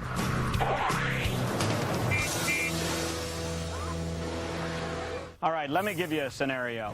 You're headed to the big game with some buddies, or let's say you're in a caravan with your friends on the way to the campground, and you blow out a tire. Nothing could be much worse, but I've got a possible solution for you, because if you had a tire minder monitoring system, it probably wouldn't have happened. Now, here's what you do. You get a package of these little units, you take one, you screw it on top of each valve stem, and it sends a radio signal back to this unit up in the cab to give you the information about tire pressure and temperature. Now this unit right here will go from 2 tires all the way up to 22. Now if you're pulling a 5th wheel trailer or something bigger than 40 feet, you're probably going to want to get a tire minder booster. That helps send the signal up here to keep up with what's going on. Now you can get these for your motorhome, for your car, even for a motorcycle. And if you have a unicycle, buy one kit, you use one, and you'll always have a spare. I'll tell you, that's a great product. And I'm telling you, Ray, I believe you could have used some of those at the rental car exit the other day. Yeah, well, here's what happened. I went to pull out, and the gate came down on the front of my truck, on my car. And then, you know that sign that says, do not back up? Yep. They really mean it, because when you back up, the tire goes... And you would have known it. You could have read your monitor, and you'd have known it. Yeah, let's go see what Hermie's got. Anything important? Well, I think more important than that, Ray, is a very disappointed Todd Bodine. Tell us what happened. Well, my own stupidity, I guess. I shouldn't have been back there racing those guys. I went down the corner, and they all jacked up. I don't know why, but David jacked up in front of me. It was either run in the back of them or turn left and go around them, and I chose the worst of the 2 evils. When I did, it sucked me right to them. I really feel bad for those guys, and you know, it's not good racing. It's not what I wanted for sure. You know, our luck has just been horrible this year, and you know, that was my fault. Taking the blame for that. You know, it's Todd Bodine very disappointed with his what happened on the racetrack, and that he's got his guys out of the race tonight. Rick. Yeah, Bodine entered this Texas race with 2 DNFs already in the 2011 season. Really having the championship blues right now. Green flag back out. Top 9 trucks stayed on the racetrack on this caution flag. Going to be some fresh tires coming behind them. Nelson Piquet Jr., Miguel Paludo, Travis Kvapil, Joey Coulter, Justin Marks. They were your top 5 when they crossed the stripe as they race down the backstretch now. Watch the trucks moving around. Parker Kligerman moves to the inside to make it 3 wide for a moment. Heavy traffic up front. Nelson Piquet Jr. led his first laps ever in the Camping World Truck Series just moments ago. 3 wide. Joey Coulter gets a little bit loose. That wasn't Joey Coulter. It was the 18 truck of Brian Eichler. Eichler on the inside. 3 wide going into turn number 1. Travis Kvapil chasing the truck up the racetrack, running in the 2nd spot now as he chases down Miguel Paludo. Joey Coulter pulls up side by side with Nelson Piquet Jr. How about Austin Dillon? Going to make it 3 wide and make some passes on the bottom. James Busher on the high side, trying to get by Justin Marks in the 66. Johnny Sauter, we're riding along with him as he goes into the quad oval. Parker Kligerman tried to get his nose underneath Austin Dillon's truck. Wasn't quite enough room there. Wisely backed off. 3 wide. Still behind our leaders. Johnny Sauter back there. Here goes Austin again. He moves down to the inside. Not able to make the move on James Busher that time. Now James slides up to the middle of the racetrack, opens up the bottom for Austin. Steve Artman on the right side of our screen, or now on the left. He's on the right side of Austin Dillon as they work their way through the quad oval against Steve Artman's first ever Camping World Truck Series start here at Texas Motor Speedway. These guys have to be patient. We know how good Austin Dillon's truck is. We know how good Johnny Sauter's truck is. They're back in heavy traffic right now. We still have 92 laps to go. You got to keep the fenders on these trucks. Haven't even made it to the halfway point. 75 are complete of the 167. So they continue to battle around this racetrack. Paludo out in front. He's got about a 1/10 of a second lead over Joey Coulter. Quapple, Gahn, and Hornaday, your top 5. Watch Cole Witt goes to the outside of Nelson Piquet Jr. to make the pass. Now he's going to pass Justin Marks. 2 trucks in the same corner. That 8 of Nelson Piquet Jr. has to be having problems because remember, he restarted this race up in front, now continuing to drop back. Looks like he's got his hands full. Yeah, it sure does. He's losing positions every lap. And here's Johnny Sauter, Steve Artman, both going by Nelson Piquet Jr. Steve Artman in the Mike's Hard Lemonade, number 32. Just in front of that 13 of Johnny Sauter. There's Clay Rogers, the 92 truck right behind Johnny. It looks like more than just a situation where Nelson Piquet Jr. is on a little bit older tires. It looks like more than that. Austin Dillon still trying to move back up to the front, running in the 7th spot. Able to get by James Busher this last lap. There's Cole Witt, Brian Eichler racing side by side. Cole Witt gets the advantage on the outside in that Red Bull Chevrolet. Comes Justin Marks in the 66 on the outside of David Mayhew in the number 2. Further up front, Brendan Gahn in the big red, number 62. Now going to the bottom of the racetrack. It's a battle for the 3rd spot. Looks like Brendan has that 3rd spot. Took it away from Travis Quapple. Here comes Hornaday and Crafton. Gahn now moving up into the top 3. It's Miguel Paludo, Joey Coulter, Brendan Gahn. They're your top 3. A little loose there for the 33 of Hornaday on the right side of your screen. A little bit loose for the 22 of Coulter on the left side of your screen. Battle for the lead on the left side. 3rd on the right side. Brendan Gahn holding out of the 3rd spot. Here comes Hornaday to the bottom of the racetrack. Now Coulter with the momentum coming out of turn number 4, getting all over the back bumper of Miguel Paludo. Brendan Gahn ran his fastest lap of the race about 2 laps ago. His truck's getting better and better. Joey Coulter loses the momentum now as they go through 1 and 2 and down the backstretch. Miguel Paludo increasing his lead. Here comes Hornaday, though, for 3rd. Hornaday trying to take the 3rd spot away from the 62 of Brendan Gahn. Looks like Hornaday has it. Matt Crafton's going to stay on the bottom of the racetrack. Here comes Austin Dillon. Austin now up to the 6th spot, got by Travis Quapple. Dillon has led more laps tonight than he had in the previous 8 races already of this season combined. So Austin Dillon has a very strong truck, but because of pit strategy will have to work his way back up to the front. And he's done a nice job doing that, already up to the 6th spot. David Mayhew in the 2 down on the bottom of the racetrack, riding along with Johnny Sauter a little bit higher up through turn 4 and on to the front stretch of the quad oval. Side by side, Quapple on the outside of Parker Kligerman. Yeah, good racing all over the racetrack. That's the race for the lead. Left of our screen, Joey Coulter working the high side a little bit more. Miguel Paludo doing a great job. Had that great 4th place finish this year at our Daytona opener. Look at Joey moving in on him on the outside. Miguel Paludo continuing to learn young Joey Coulter. After starting on the front row, battling for the lead to the outside of Miguel Paludo, and he'll take the lead at the stripe. How about Joey Coulter? What a couple of weeks it's been for him. Had his career best finish at Dover a couple of races ago, finished 6th, and then betters at Kansas with a 5th place finish. And what a run Joey Coulter has now as he's put almost 4/10 of a second between he and 2nd place Miguel Paludo. This is a battle for 6th and 7th. James Busher on the inside. Gahn running his trademark high line around Texas Motor Speedway. Here's Parker Kligerman. We talked about his truck maybe having a bit of a problem handling-wise early on. His guys have made the adjustments. That truck's looked stronger as this race is worn on. Saw Kim Lopez giving the field the halfway sign. The crossed flags halfway. We are halfway at Texas Motor Speedway. Just the 9th race of the 2011 season. Travis Kvapil in front of Cole Witt. Cole Witt looking at the bottom of the racetrack now, trying to take that position away. That would be for 10th.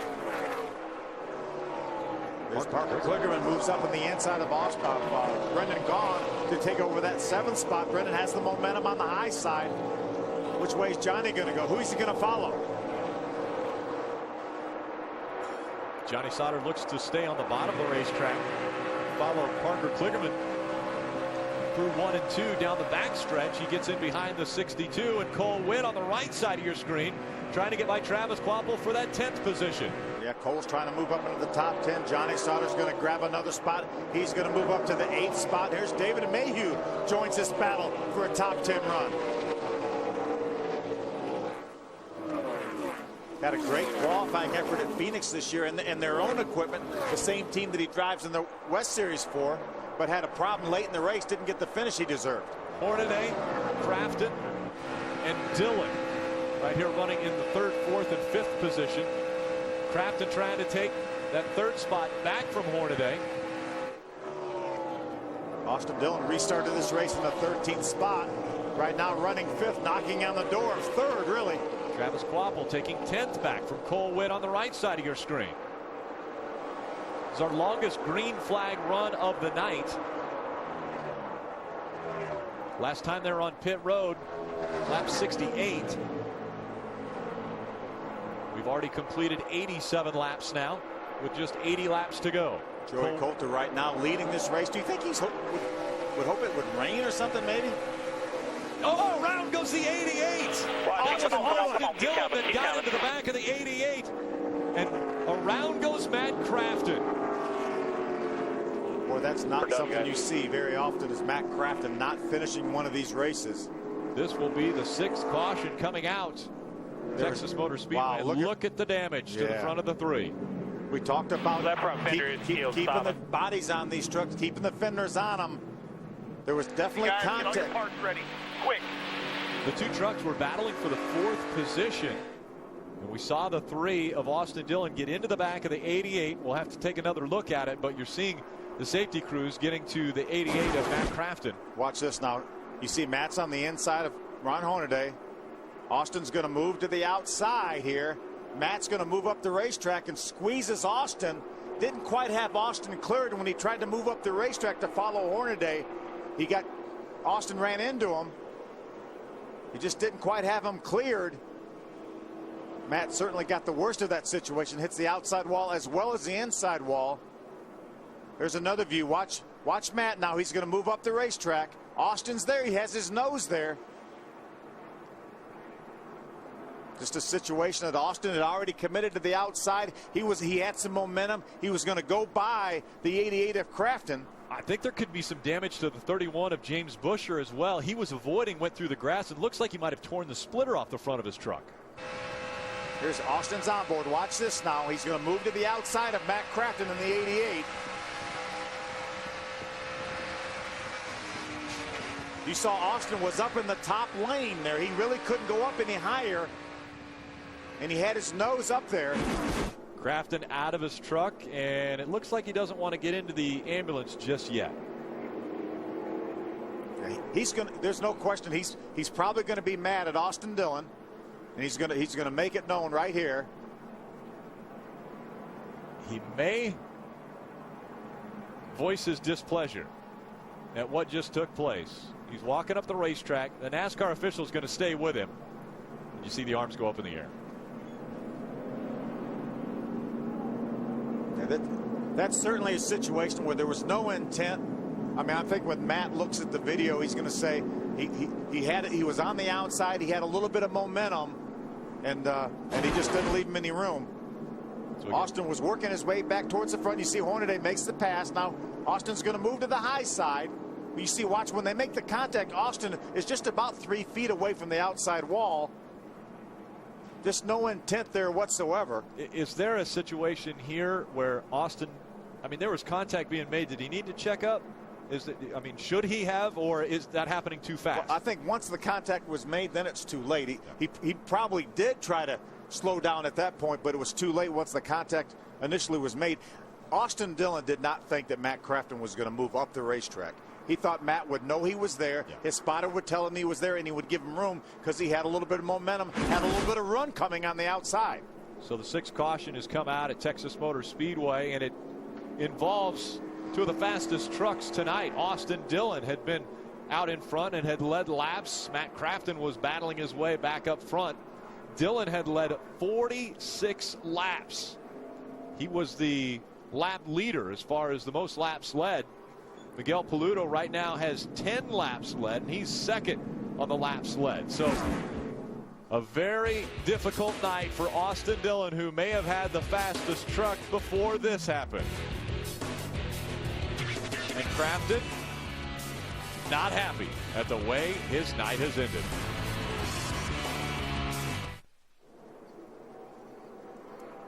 Welcome back. Let's get you caught up on what has taken place. We've passed the halfway point of this one. James Busher got his first career pole, led the field to the green flag. A lot of young drivers up front here. 7 of the top 10, never a winner in the series.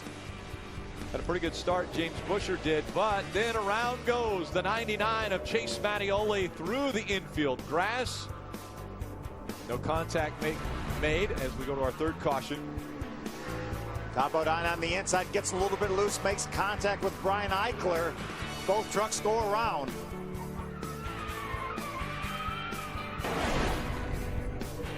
Ryan Sieg in the 39 on the outside. Gets sideways, but again, everyone avoiding contact with the 39. Yeah, watch Justin Marks and 18 of Brian Eichler avoid the 39 truck. This is Todd Bodine. Now, you saw him spin earlier. He makes contact with David Starr here. Both trucks hard in the outside wall. Todd, a 6-time winner here, not going to get number 7 tonight. He goes behind the wall and into the garage. And this one just taking place, the 88 and the 3. A lot of damage to the front of the 3. Displeasure from the 88 of Matt Crafton. Not happy at all at how this event took place. Yeah, just racing for position on the racetrack.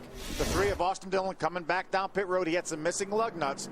The guys have made a lot of repairs to the front of that truck, Ray.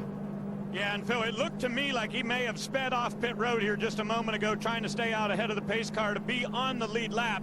But I wanted to give you an update on a couple of drivers who pitted just moments ago. Our leader, Joey Coulter, came to pit road, and they had the tires that they had taken off on the first pit stop with only about 20 laps on them. They had those as scuffs glued up, ready to go back onto that truck. He rolled back to the racetrack in 8th position. And our pole sitter, James Busher, had a lot of damage to the left front fender. He came down. They worked on that thing a lot. He will roll off deep in the field as we get ready to go back to green.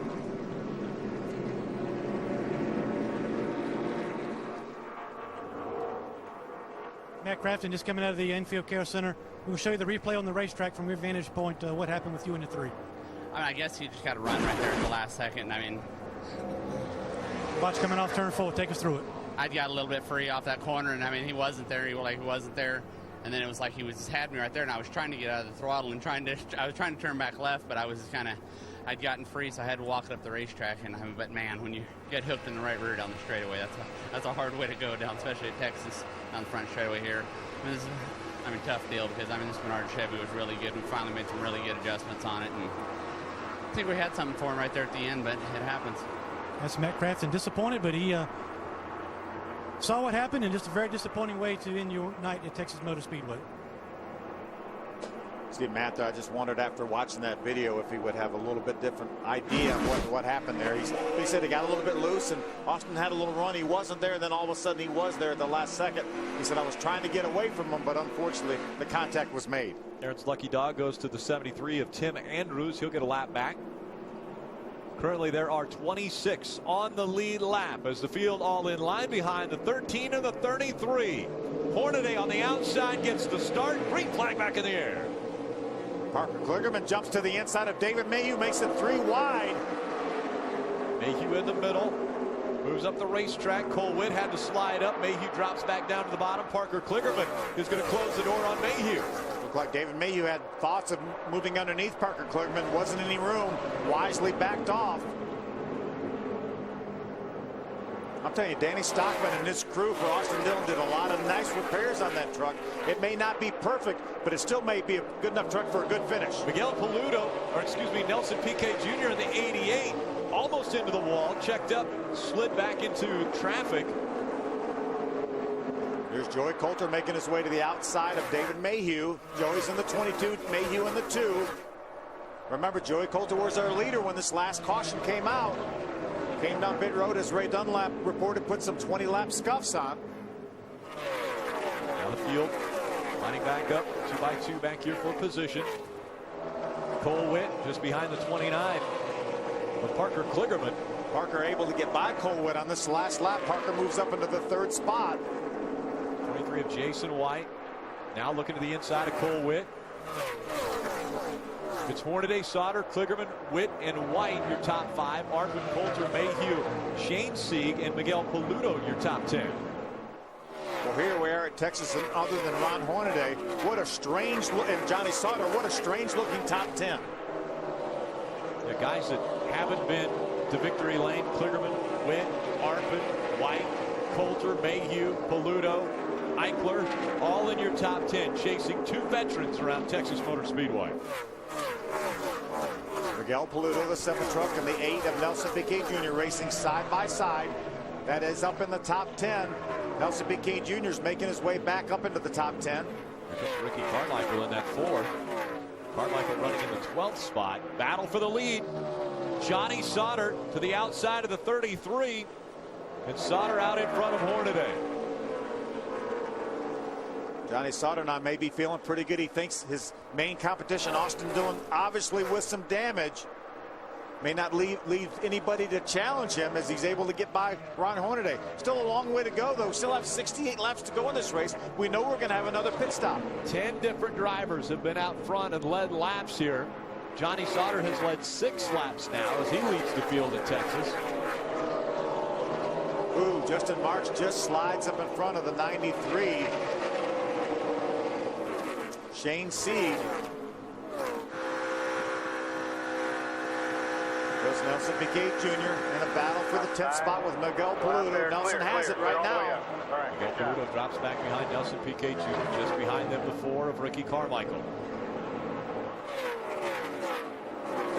As Mikey would say, that's the Brazilian team racing. Just in front of him, Brian Eichler in the 18 going by David Mayhew. Those 2 trucks, it's Kyle Busch Motorsports and Kevin Harvick Incorporated. What a nice comeback, though, by the 18 of Brian Eichler. We saw the damage when he got involved in that situation with Top Bodine. Nice comeback now. Moves up into well into the top 10. Getting by the 22 of Joey Coulter. We know that truck of Brian Eichler knows how to get to victory lane. That's one of the winningest trucks that team has. Probably the winningest truck that Kyle Busch Motorsports has. Switch over move by Nelson Piquet Jr. Miguel Paludo. Miguel Paludo making the pass on the 22 of Joey Coulter. We see Nelson Piquet Jr. just behind. That's actually Nelson Piquet Jr. that made the pass on Joey Coulter. Nelson in the 8 truck. There's David Mayhew now pulls up behind the 22 of Joey Coulter.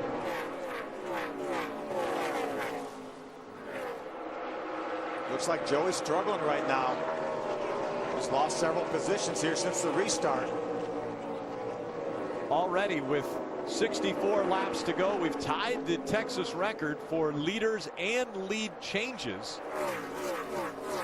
There have been 15 lead changes already between 10 different drivers. And I hope we don't close in on the record for cautions. The most here is 9. We've done that twice.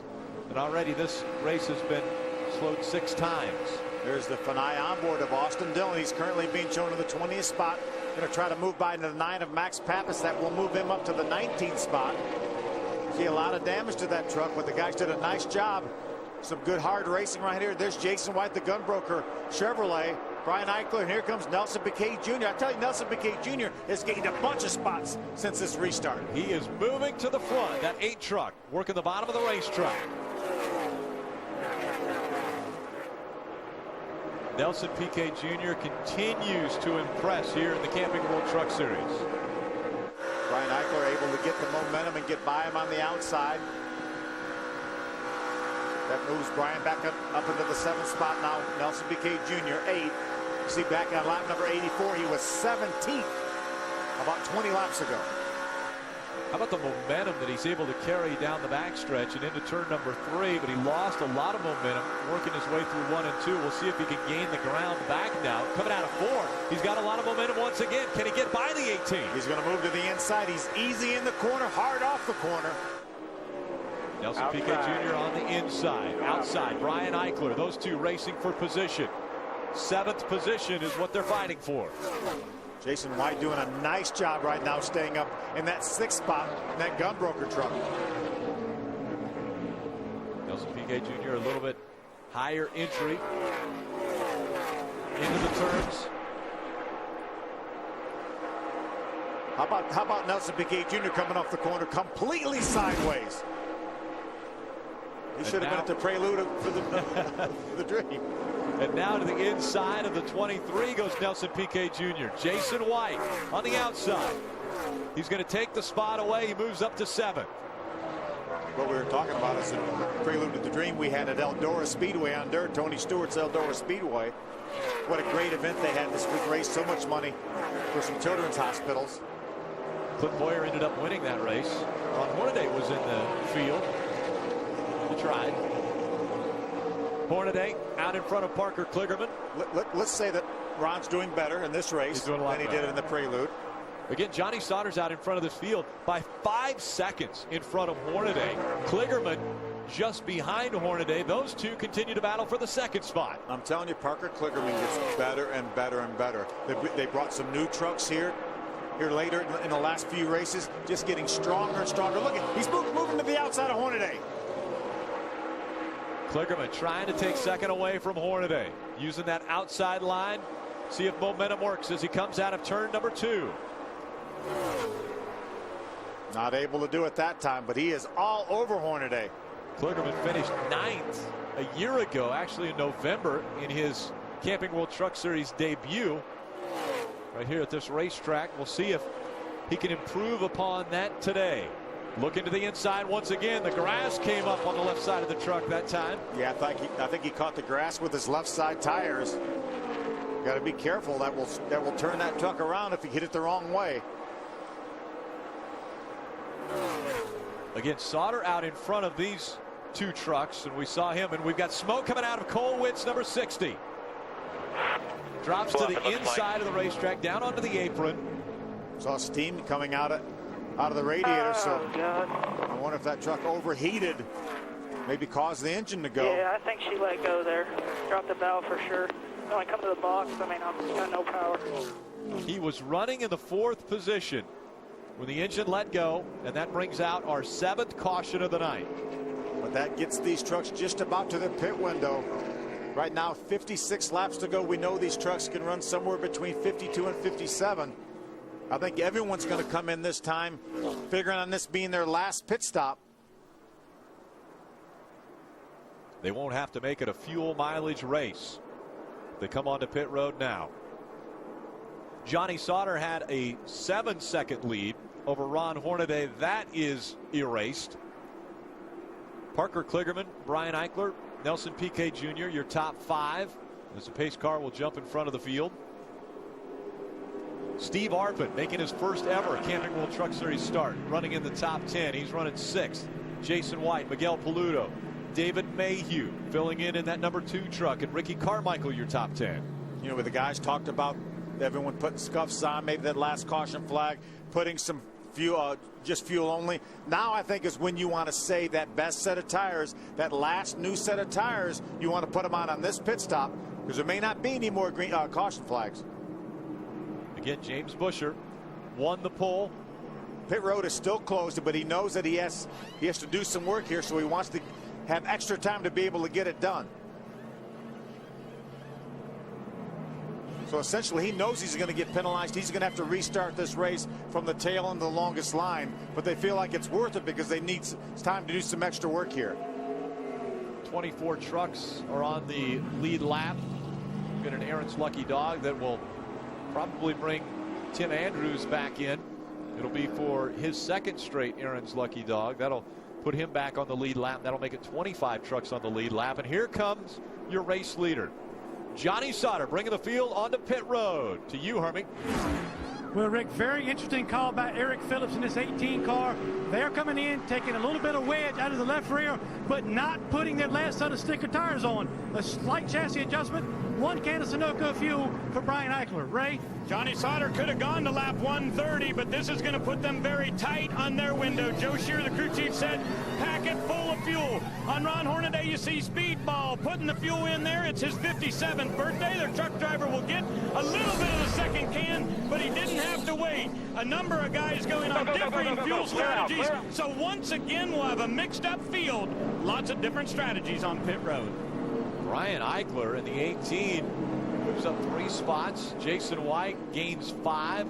How about Johanna Long? We haven't talked a lot about the 20 truck. She increased 11 spots. You see Austin Dillon stopped on pit road as they continue to work on the front end of that truck. Making some more repairs to try to get that truck as aerodynamic as it can be, even though it has that damage.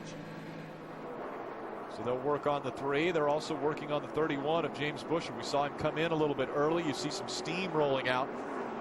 I think right now what they're trying to do, there's a pan that they rely on for downforce underneath the radiator. That when he went through the grass, when we had that incident between Matt Crafton and Austin Dillon, it probably damaged that, maybe even have ripped it off. So they're trying to use some X-Flex tape to hold that pan underneath the bottom of that truck because it needs the front downforce. So they'll drop the 31, send it back out on the racetrack as we see the 3 of Austin Dillon going back out on the track. Stay with us, more racing here on Speed.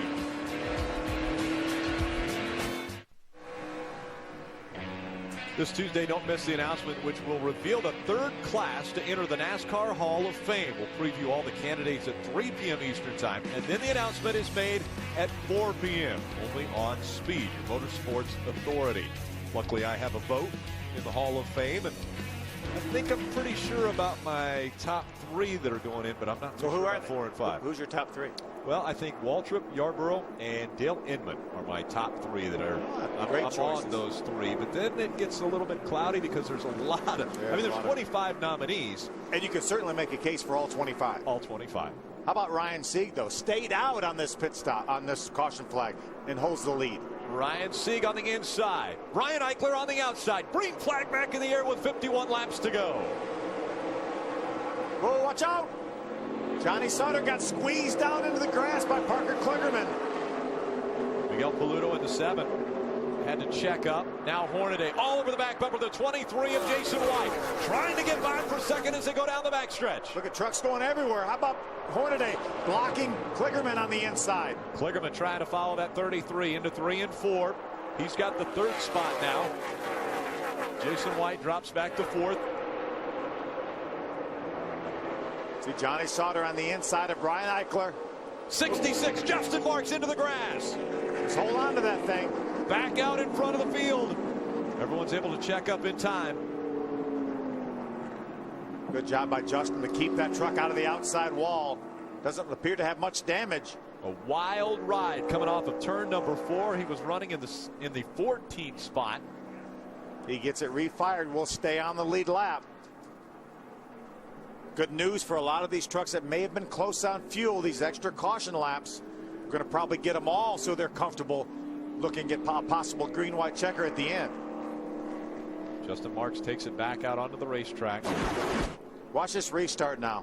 See the 13 of Johnny Sauter inside the 4th row. Watch it move to the inside of the yellow truck of Parker Kligerman. Parker comes down, sends Johnny through the grass, his left side to the grass. You see what a moment he had right there. That could have turned that truck around. It looked like Parker Kligerman thought he had that position cleared, so after he went by the stripe, look at him come down the racetrack. Contact was made. He was moving to the inside of the 20 truck of Johanna Long. Nice save by Johnny.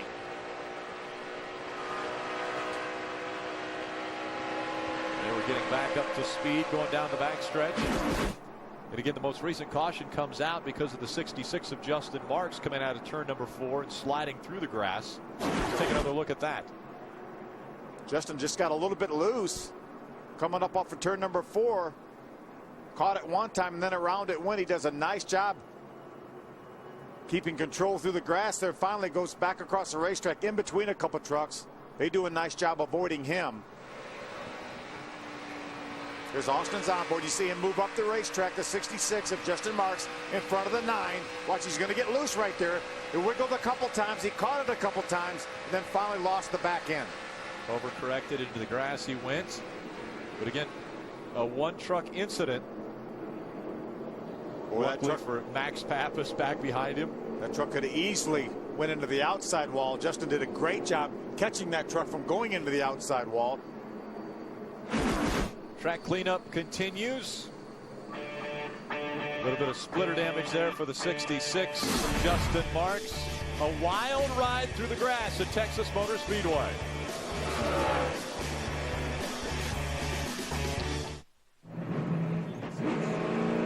Welcome back, Winstar World Casino 400K right here on Speed, your motorsports authority. Out front, Ryan Sieg still holding the top spot. Hornaday runs second. Parker Kligerman, Jason White, Brian Eichler, your top 5. They're working on the 66. Justin Marks, he was the most recent to slide through the grass.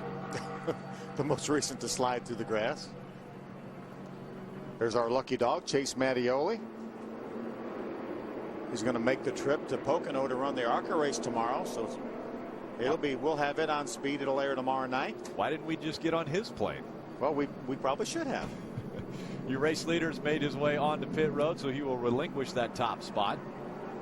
Hornaday will now be your race leader. Parker Kligerman running in the second position. Jason White, Brian Eichler, and Johnny Sauter will be top 5. Yeah, Ryan was going to have to come to pit road. He was not going to be able to make it the rest of the way. So an opportune caution for him now with 46 laps to go.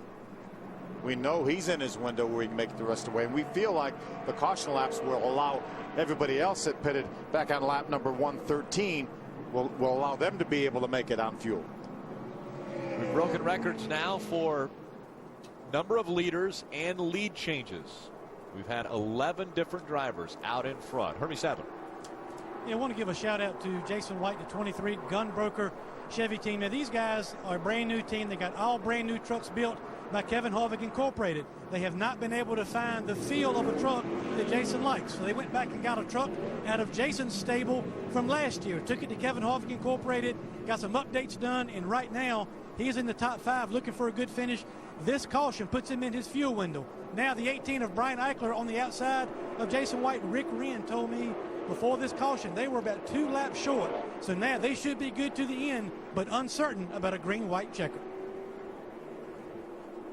In the Cup Series, we've seen a few races end based on fuel mileage as well as nationwide series. Now the Truck Series looks like everyone's going to be good to the green flag and the checkered flag. The green flag comes out. Hornaday in front of Parker Kligerman. He ducks right down behind him as they go to 1. 3 wide behind him for 3rd. Johnny Sauter was going to waste no time getting by the 23 of Jason White. He drove to the bottom. Now he's all over the back of Parker Kligerman. David Mayhew in the number 2 on the inside. He's battling in the top 5. Here goes Parker Kligerman for the lead on Hornaday. Bottom of the racetrack goes to 29 of Kligerman. Hornaday stays up high, keeps the momentum. Here comes Sauter now. Sauter jumps to the outside. Parker Kligerman had designs on taking the lead, and he's losing second. Johnny Sauter gets by him as they cross the stripe. Now Parker Kligerman battles back on the bottom of the racetrack. Those two side by side for second.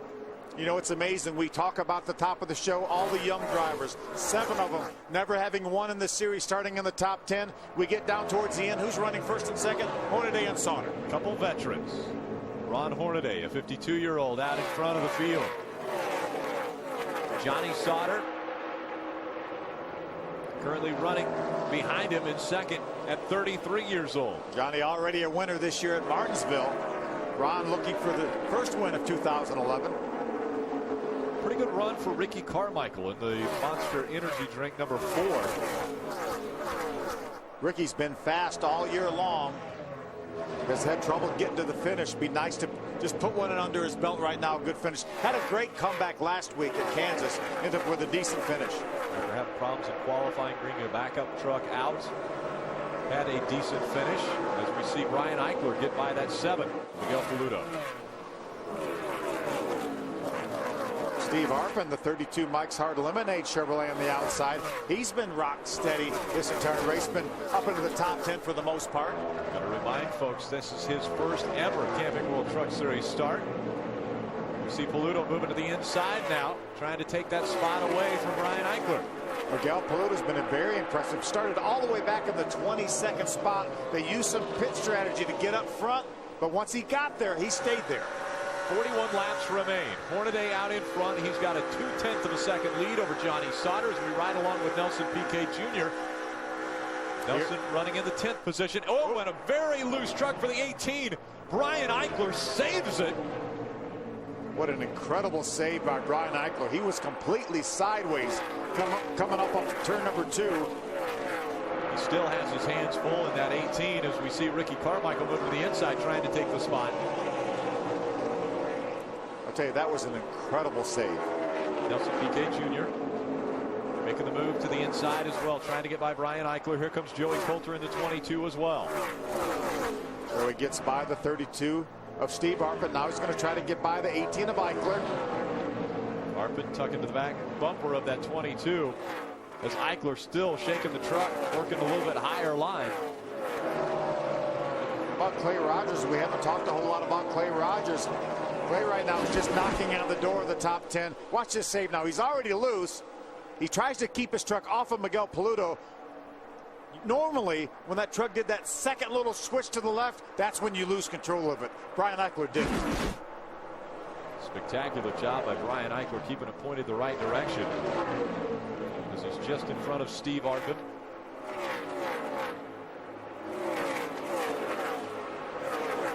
Hornaday and Sauter running 1 and 2. Sauter now battling for the lead. Hornaday looks like he got out of the gas a little bit longer than Sauter was going to. Down the backstretch they go. Can Sauter get by him? These guys have a bit of a history. Ron Hornaday, Johnny Sauter. Remember Kansas last year? They were running 1-2. They made contact. Both trucks were completely sideways. Should have spun out. And they end up saving them both and finishing 1-2. To the outside goes the 13 of Johnny Sauter. Takes the lead away from Ron Hornaday at the stripe. Sauter back in front of this field.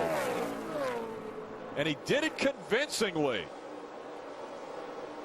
Before the last caution, Johnny Sauter had put about 5 seconds between he and second place. And now Sauter looks to check out once again. Hornaday and Sauter are the only drivers in the top 14 that have won in the Truck Series. Stay with us.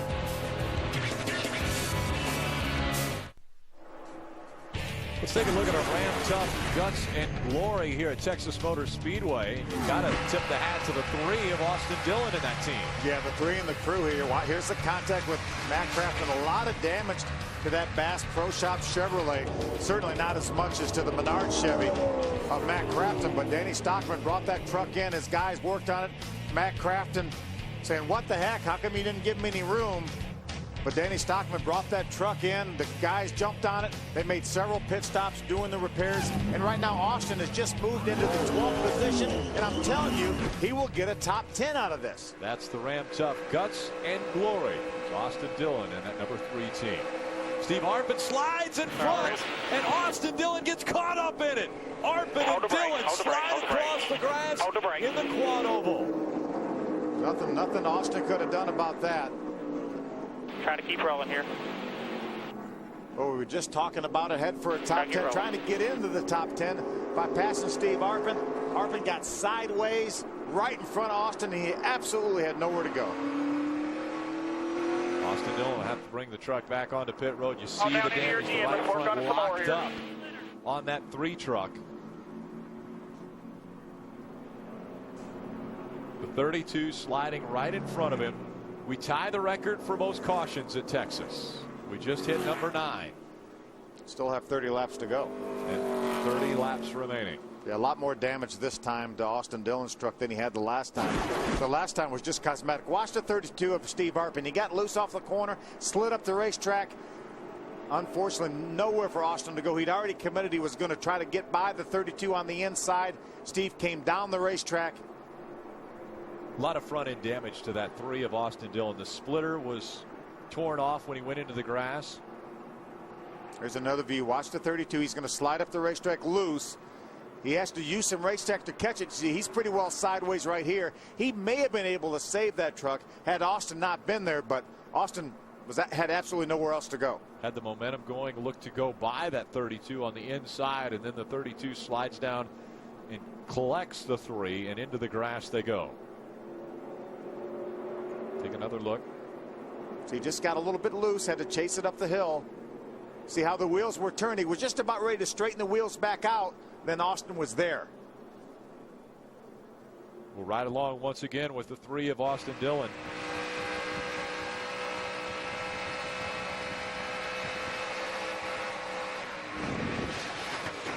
Austin knew that he was coming down the hill. He backed off the throttle, but there was nothing he could do. It happens so quickly at 180 plus miles an hour, and the crew once again going to work on the 3 of Austin Dillon.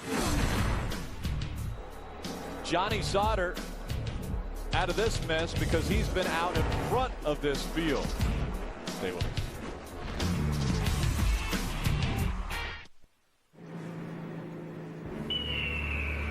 This July, baseball's biggest stars will gather together in the Arizona desert for one spectacular night. Summer's biggest event as Fox brings you every thrilling moment of the 2011 MLB All-Star Game. Coverage begins Tuesday, July 12th, live from Phoenix at 8 Eastern, 5 p.m. Pacific, only on Fox. Miguel Paludo, Nelson Piquet Jr., riding along with Nelson Piquet Jr. There's Brian Eichler. And let's go trackside once again with Hermie. Yeah, Rick, very interesting on pit road here. Brian Eichler brought that 18 truck down pit road, lap 138. They had a set of stickers left. They had conserved some tires earlier tonight, so they had a set of stickers left to go on this truck. Also, the 23 truck of Jason White, who is currently in the 9th position, they had also saved a set of tires in the 23 pit. However, they decided not to pit and come take their tires, opting for a little bit better track position. We'll see which one plays out to be the best strategy. Ray? Guys are jumping on the wall down here in the Safe Auto pits. Johnny Sauter just reported on the radio he has a flat right rear tire.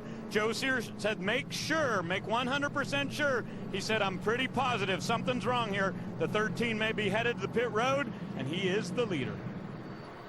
Boy, what a heartbreak to give up all that track position. With so few laps left, there's no way, I don't think he can get all the way back to the front. That tire it's not obviously flat. It could be a little bit low. I think I stay on the racetrack if I'm that team right now. Right now, Johnny Sauter has led 30 laps. Once he crosses the start-finish line, it'll be 31. It looks good on TV. Once again, that's what I thought. Once again, they're watching our coverage to check to see if the tire is up. 11 different drivers have been out in front. We've had 18 lead changes. Both of those are records here at Texas. We've also got a record number of cautions. We've tied that number at 9. There may have been a little bit of debris on that tire. That's when these trucks really get the debris, is when they're hot tires and you slow down. That's when you really pick up a lot of debris on the tires. That may be what Johnny's feeling. Here's the wreck again that causes caution. Steve Arpin gets a little bit loose on the outside, has to use some racetrack up to catch it. Austin had already committed to passing him on the inside. Once again, coming out of turn 4, Arpin trying to catch the truck, catches the 3 of Austin Dillon. And the 2 trucks scurrying through the grass. Here's the onboard view for Austin Dillon. You see the 32 get sideways. He was just about to save that truck when the contact was made. I know I don't like the number of cautions that have come out, but I really like the technology that Texas Motor Speedway uses to signal when a caution comes out. It's on the poles that go around the catch fences around the racetrack. Look at all the grass and dirt that have come off of the 3 truck. Green, green, green. Once again, this time it's Hornaday and Sauter side by side going into turn number 1. Sauter does not want to give that lead up, especially to someone like Hornaday this late in the going.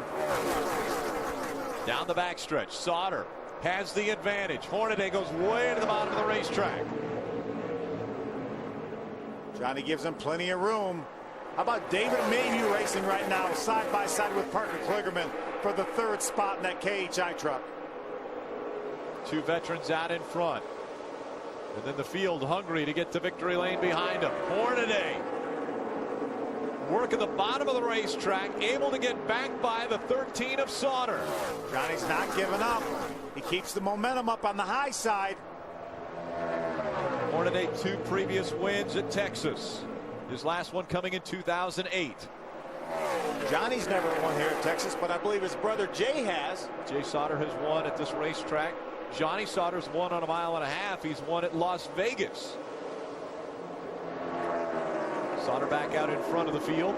Hornaday, Parker Kligerman, David Mayhew, and Ricky Carmichael. Your top 5. How about the 4 Monster Energy drink of Ricky Carmichael running in the top 5? I'll tell you, with the year that Ricky Carmichael has had, I would love to see him finish this thing off with a good, strong top 5 finish. How about Ryan Sieg right now, running in the 6th spot? That would be a career best for him. Ryan Sieg, another one of the drivers who's been out in front and led laps during this race. He led 8 laps in the middle of this contest as we see him working on the outside of that 8 of Nelson Piquet Jr. Nelson gets really loose down there. We've seen him get completely sideways up off of turn number 2. Not able to make the pass. Had to slow down a little bit when that truck got loose. Here's Eichler fighting back. Remember, he put some tires on here not that long ago, back on lap number 138. Coming in on the final 21 laps of racing to go from Texas Motor Speedway. Johnny Sauter has a 0.3 of a second lead over Hornaday, Kligerman, Mayhew, and Carmichael. There's the distance between 1 and 2. Johnny's truck has been shown to be strong on the long run. If this stays green, that would be disappointing for the rest of this field.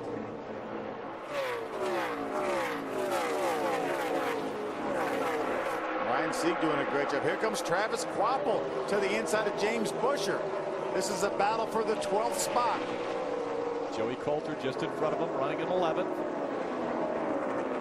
Saw James Busher making considerable repairs to the underside, to the pan area underneath the radiator. And he pitted earlier, so they took the penalty. Here comes Johanna Long in the 20. Johanna running in the 15th position. Another great effort by Johanna Long.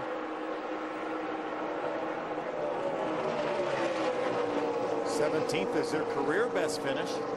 Looking to better that. Justin Lofton looking to the outside in that 77 as we watch Nelson Piquet Jr. try to stay in front of Ryan Eichler on the left side of your screen. Johanna able to get by James Busher. Now following Travis Quapple. That's a battle for the 12th spot. Ryan Sieg, Nelson Piquet Jr. and Brian Eichler. Here comes Nelson Piquet Jr. to the bottom of the racetrack, trying to take the spot away from Ryan Sieg. Ryan Eichler is going to follow. Just don't forget that Nelson Piquet Jr. is also a truck out of the KHI stables. Moves him up to the 6th spot. See Austin Dillon and his cripple truck back on the racetrack. Austin right now being shown in the 26th position. Dillon 7 laps off of the pace. Eichler gets that spot from Ryan Sieg. Moves Eichler up to 7th. Out in front, Johnny Sauter has put a 2nd between himself and Hornaday. We've closed in on the final 17 laps of racing. Travis Quapple trying to stay in front of Johanna Long. Looks like Johanna's truck is a little bit faster right now. She works her way to the inside of Travis. Not able to make the move that time. This is a battle for the 12th position. Quapple has it. Johanna Long trying to take it away. Johanna's truck looks really good coming up off the corner in turn number 4. There's a good side-by-side battle. Clay Rogers, Miguel Paludo. That's a battle for the 9th spot. There's Joey Coulter right behind. Clay Rogers a little bit of a bobble, chases the race truck up the track. Opens up the bottom for Joey Coulter, moves into the top 10. Coulter moves right on by. Johanna Long going to make the move on Travis Quapple down to the bottom of the racetrack. See that left side of that truck hugging that white line. Nice move by Johanna Long. Head-along moves up to the 12th spot now. Remember, that's a past champion here in our series that she was just able to pass. On top of that, Travis Quaffle has 9 wins in this series, as well as one of them right here at Texas Motor Speedway. Here's the distance between first and second. Johnny Sauter has really set a blistering pace, and you mentioned on the longer runs, he's even stronger. You see Ricky Carmichael going back by the 18 of Brian Eichler. What a nice comeback by Brian Eichler in that KBM number 18. Saw him and Ty Bodine have contact. You see Brian trying to work to the inside of Ricky Carmichael. They did a lot of repairs to that 18 Toyota. Now here he is knocking on the door of a top 5. They'll have to work their way around Austin Dillon. Get Dillon off the pace after the most recent caution that caused a lot of damage to his race truck. Eichler has that 6th spot, moves Ricky Carmichael back to 7th. Sauter, Hornaday, Parker Kligerman, David Mayhew, Nelson Piquet Jr. They're your top 5. Then it's Brian Eichler, Ricky Carmichael, Ryan Sieg, Miguel Paludo, Joey Coulter. Your top 10. There's Joey Coulter just behind Miguel Paludo. Get 9th and 10th with just 12 laps of racing to go. Joey's going to work to the inside. He has his nose up under there for just a moment. See if he can keep it there. No, can't quite get there as they enter turn number 1. That's another spot right in front of Miguel Paludo. That's Ryan Sieg right now being shown in the 8th spot. That would be tie a career best for Ryan Sieg if he can hold down that 8th spot. A big points shakeup in this race. Coming in, Johnny Sauter had just a 12-point advantage over Cole Witt.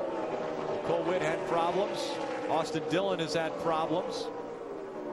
That will make a big gap in the points between Johnny Sauter, who looks dominant in this one, well on his way to getting victory number 2 in the 2011 season, and his first ever Charlie one-horse cowboy hat from Texas Motor Speedway. Joey Coulter got him another spot, got by the 7 of Miguel Paludo. That takes over the 9th spot. Ryan Sieg now in the 39 is next. 10 laps of racing to go. Sauter in front of Hornaday by 2 seconds. The battle in the top 10 continues. This one's for 3rd.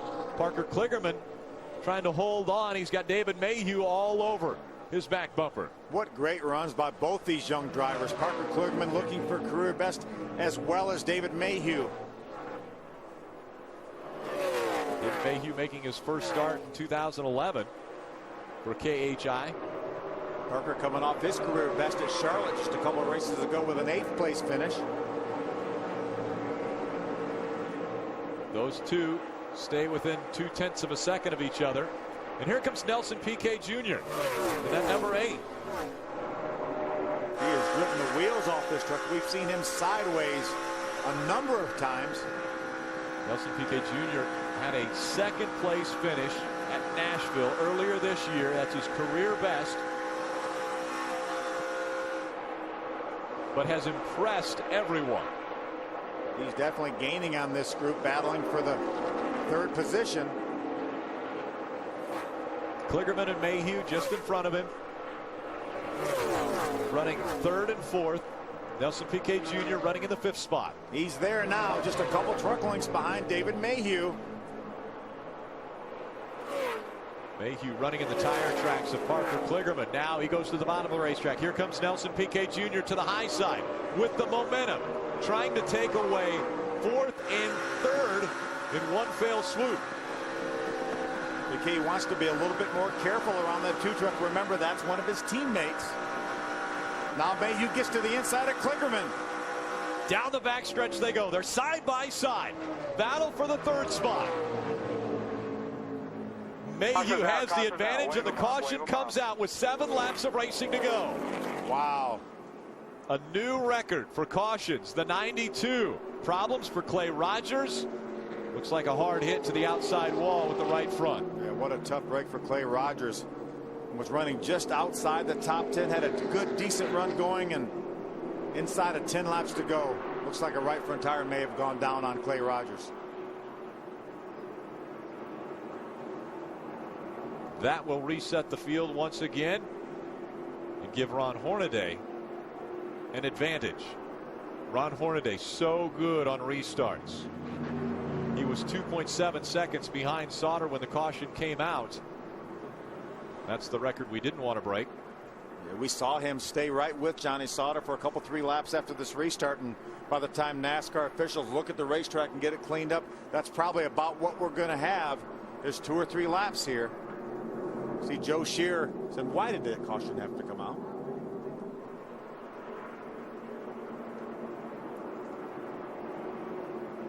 So Johnny Sauter and Ron Hornaday are 1 and 2. There's the damage.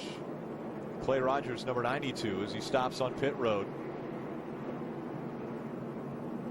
Yeah. And the crew saying, no, not a chance. Not going to happen. We want to take a look at our Just for Men mustache and beard. Keep the edge. Who kept their edge during the race tonight? How about the 18 of Brian Eichler? We talked about this a few moments ago. There was the contact with Todd Bodine. And he avoids the 39 of Ryan Siegwith doing a nice job. There's a nice save there on the inside of Miguel Paludo, and an incredible save on the inside of Miguel Paludo. And currently running in the 6th spot. Keep your edge with Just for Men mustache and beard. Well, anything can happen on this restart. We know Johnny Sauter has the dominant truck right now, but he's got Ron Hornaday that will restart beside him. We know how good he is on the restarts. And you can't count out how hungry a guy like David Mayhew, Parker Kligerman, Nelson Piquet Jr., all in the top 5. Brian Eichler, Ricky Carmichael, Joey Coulter, Ryan Sieg, and Miguel Paludo, your top 10.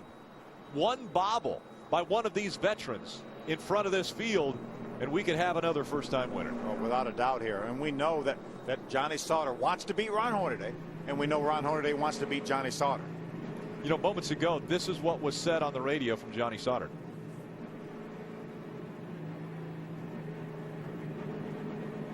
Sure you got a full of fuel, right, guys? Oh, yeah, 10-4, we're good on fuel. Fuel pressure gauge is at 0.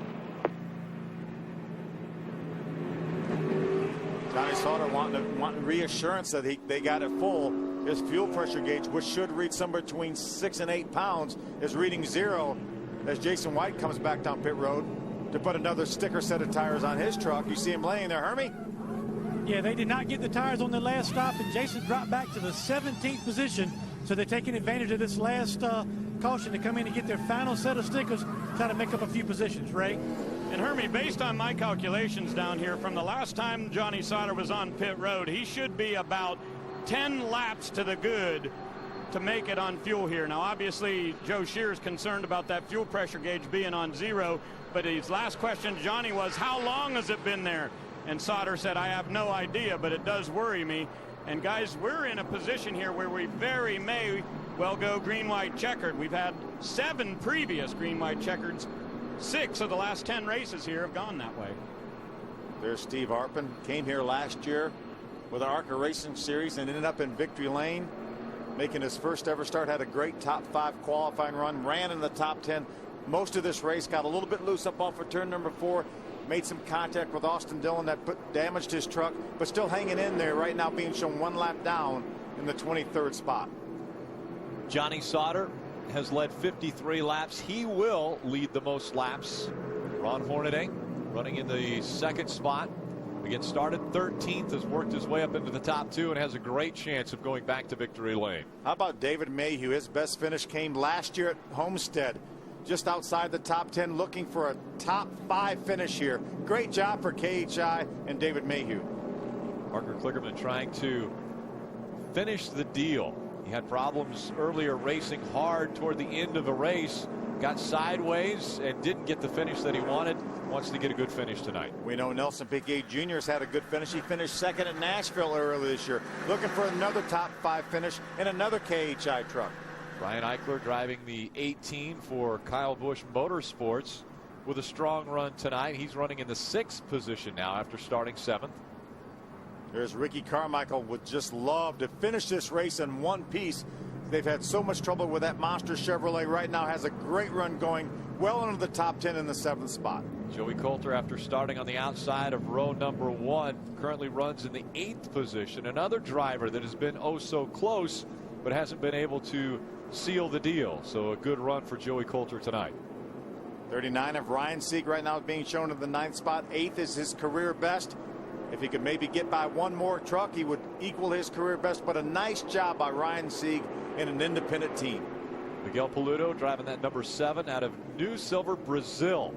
Looking to improve on his best finish from Daytona earlier this year, where it was 4th. But right now in the top 10, and a very solid run once again for Miguel Paludo.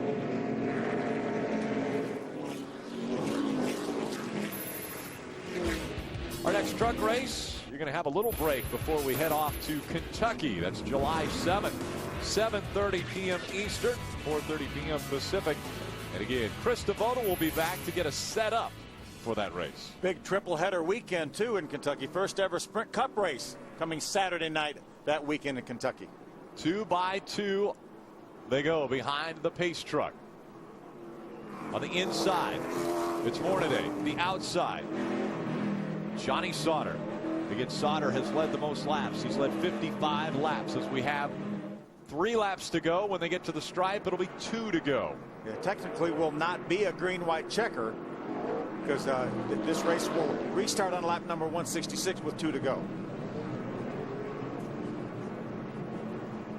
We're hearing now that they've actually stopped the scoring because there will be 3 to go. Right. So this is our first attempt at a green-white checker. Yeah, they'll get the flag at 166, and this one was scheduled to go 167, but they've added a lap to make it 168. So it's the 8th green-white checker at Texas, as you see, and that will make Ray Dunlap's statistics get all thrown out of loop. This is the restart. This is where it could be won or lost right here. Coming to the green flag. Johnny Sauter moves down the racetrack before he gets to the start-finish line. We've seen this before. They could black flag Johnny Sauter for that move. We saw David Reagan get penalized in the Daytona 500 for doing that exact same thing. He cannot move out of his line until he gets to the start-finish line. Johnny Sauter dropped down in front of the 33. The field fanning out behind him.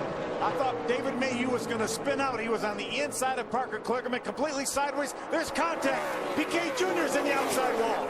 He saves it. A little bit of contact, saves it across the stripe. White flag in the air. Johnny Sauter is leading, but will he be able to hold on to that spot? They posted the 13. They black flagged him. They're going to take this win away from Johnny Sauter. We saw it. It was obvious. He was waiting the inside before they got to the start-finish line. David Mayhew had his hands full with that 2 behind the 29 of Parker Kligerman. Through turns 3 and 4 for the final time. Coming out of turn number 4, Johnny Sauter's in front. He's been black flagged. It will be the win for Ron Hornaday. Win number 3 in Texas. Travis Quapple hard into Johanna Long. Across the stripe, and the trucks continue to try to avoid. But Johanna Long and Travis Quapple, hard contact at the start-finish line. A lot of damage to the front of the 5 truck. You see the steering wheel coming off for Johanna Long. She'll drop the window net. Travis Quapple has taken the steering wheel off of that truck. Wow, what an amazing finish. That's amazing. There's Joe Shear Jr. right there. Cannot believe it. Absolutely cannot believe it. And Phil, you brought up the perfect example. We have seen a win get taken away from someone because they tried to make that move before they got to the start-finish line. And this will have some serious implications with the points because more than likely they will move Johnny Sauter back to the last truck on the lead lap. And in this situation, that would be 22nd. It would be he would be shown in the 22nd position. More than likely, that's what kind of finish Johnny Sauter's going to get. Johanna Long is able to climb out of that truck. She will go to the ambulance in the infield care center. Ron Hornaday grabs the checkered flag. It's the 3rd time he's won at Texas Motor Speedway. Closing in on Brendan Gaughan and Todd Bodine. I know how heartbroken Johnny Sauter has to be right now, but this is the 2nd time we've seen that happen this year. We saw it happen to David Reagan in the Daytona 500. And the rules are spelled out each week.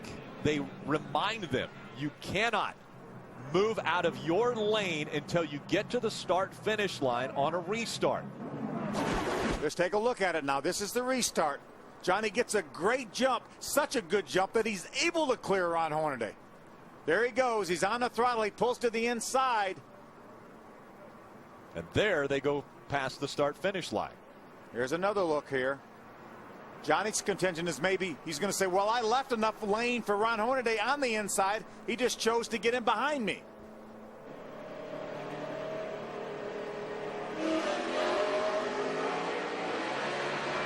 He did come across the nose of the 33 truck of Ron Hornaday.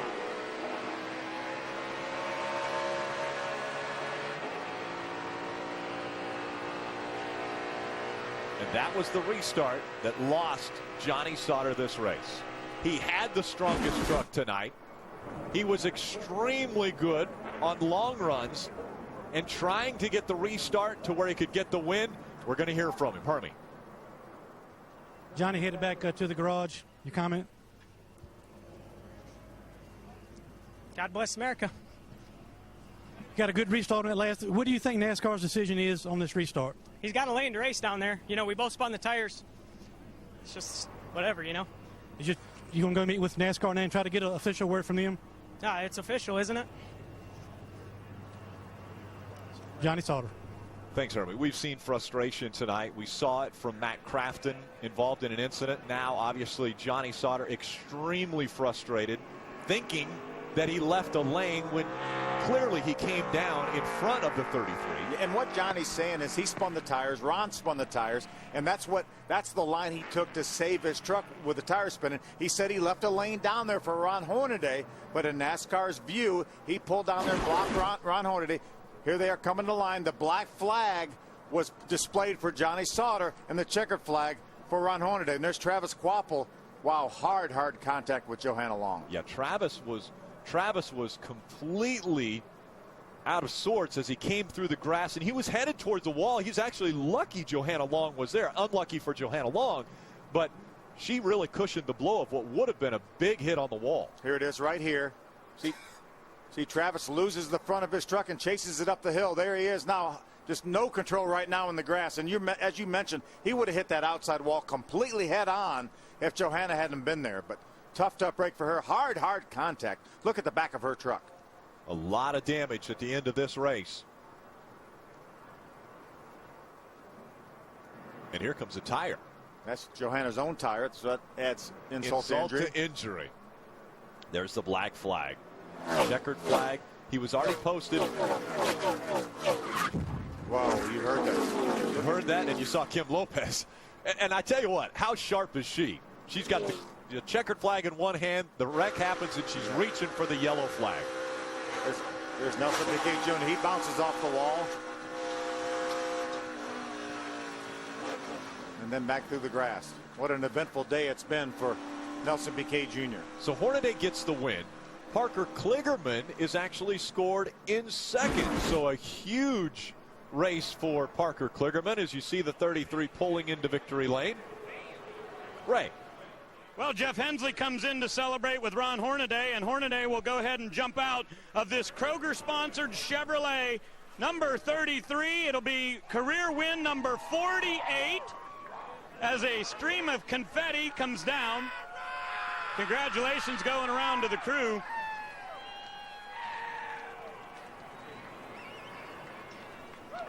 Ron, a crazy finish to this race, but I was at the drivers' meeting today, and I heard Wayne Otten, our series director, review that rule. Your thoughts of what you saw in those last couple laps?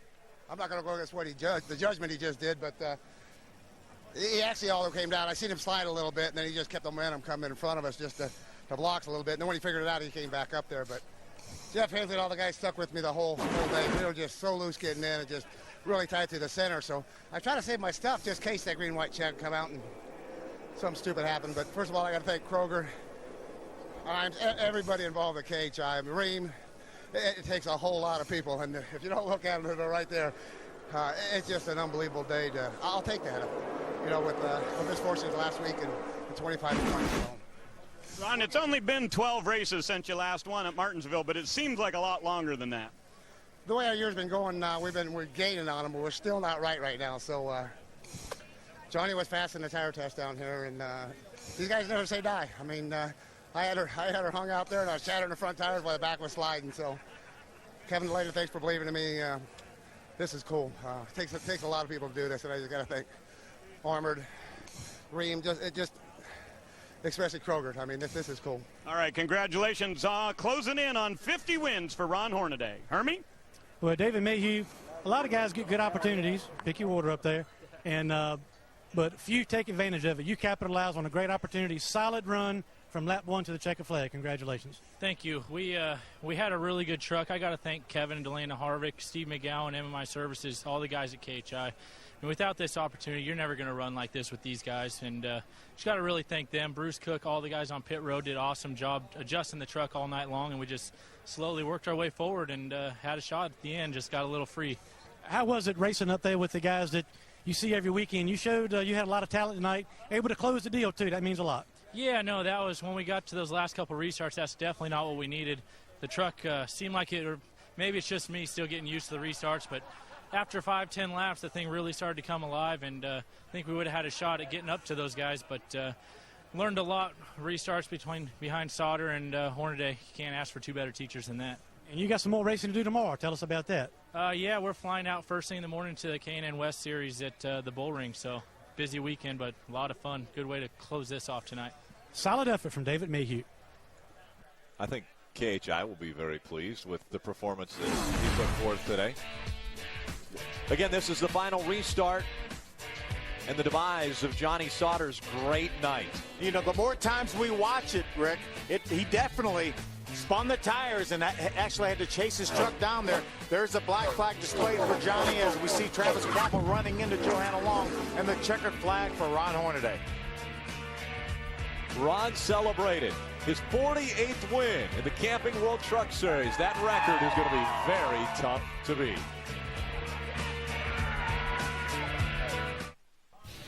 The NASCAR Camping World Truck Series on Speed is brought to you by The Rally, powered by Camping World and Dish Network. The Rally is the largest RV event in America. Visit www.therally.com for more information.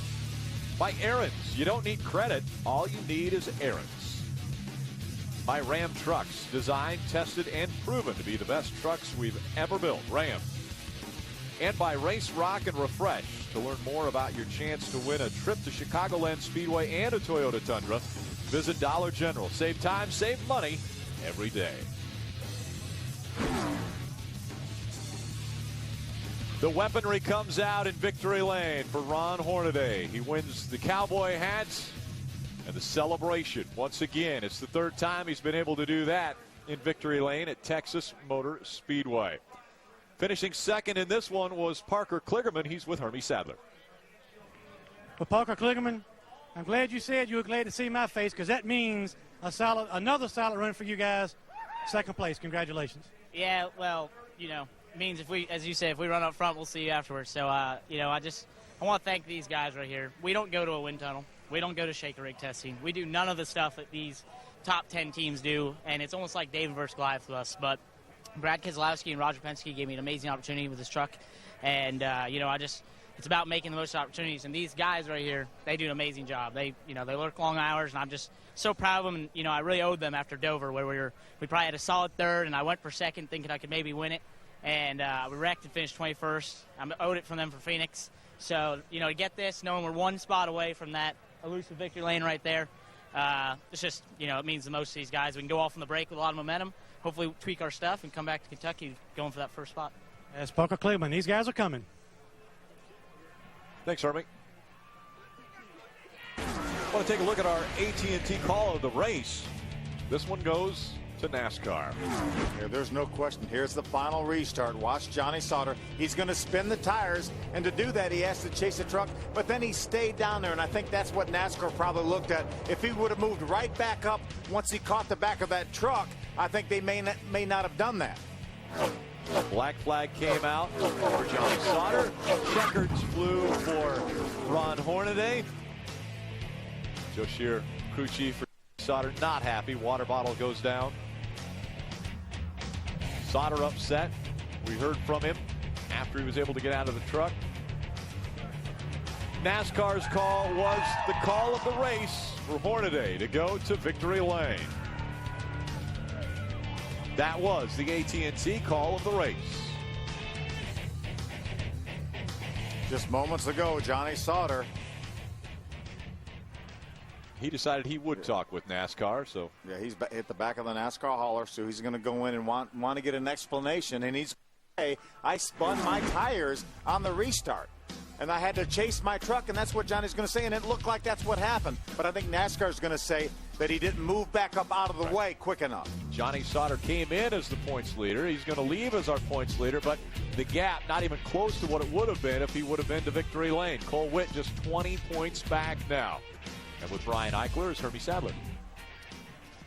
Well, Brian Eichler, you guys were all over the place, and I had a great truck all night, lost your track position. You battled back and got a top 5. Good job. Yeah, we had a good truck, all weekend, but Bodine and I got onto a little bit there, and we spun out and flat spot all four, so we had to come back down, went a lap down, but Toyota Tundra was really good this weekend, and I just got to thank Kyle and Samantha for the opportunity. I get to do this one more time at Iowa, so I'm really looking forward to it. That's Brian Eichler. He gets a top 5. Thanks, Herbie. Well, coming into this under the lights, it was a very warm day, but the racing was spectacular. We talk about all the young drivers, and in victory lane we have probably maybe the second oldest driver in the field, 52-year-old Ron Hornaday. But behind Ron Hornaday, the next 10 drivers never won a race in the series. Kentucky Speedway, the next stop for the Camping World Truck Series, another 1.5-mile racetrack. Here we had 11 different drivers out front, 19 lead changes, and Hornaday's was the biggest at the end. The black flag came out for Johnny Sauter. The checkers come out for Hornaday. Win number 48 in his career. In 4 weeks, the Camping World Truck Series visits the Kentucky Speedway. Last year, Todd Bodine spun out in the bluegrass, but mounted a championship caliber comeback to take home the checker. Who will make their presence known and show that championship form this year? Tune in to find out. Chris Devoda hosts the setup starting at 7:30 p.m. Eastern, followed by flag-to-flag coverage, only on Speed.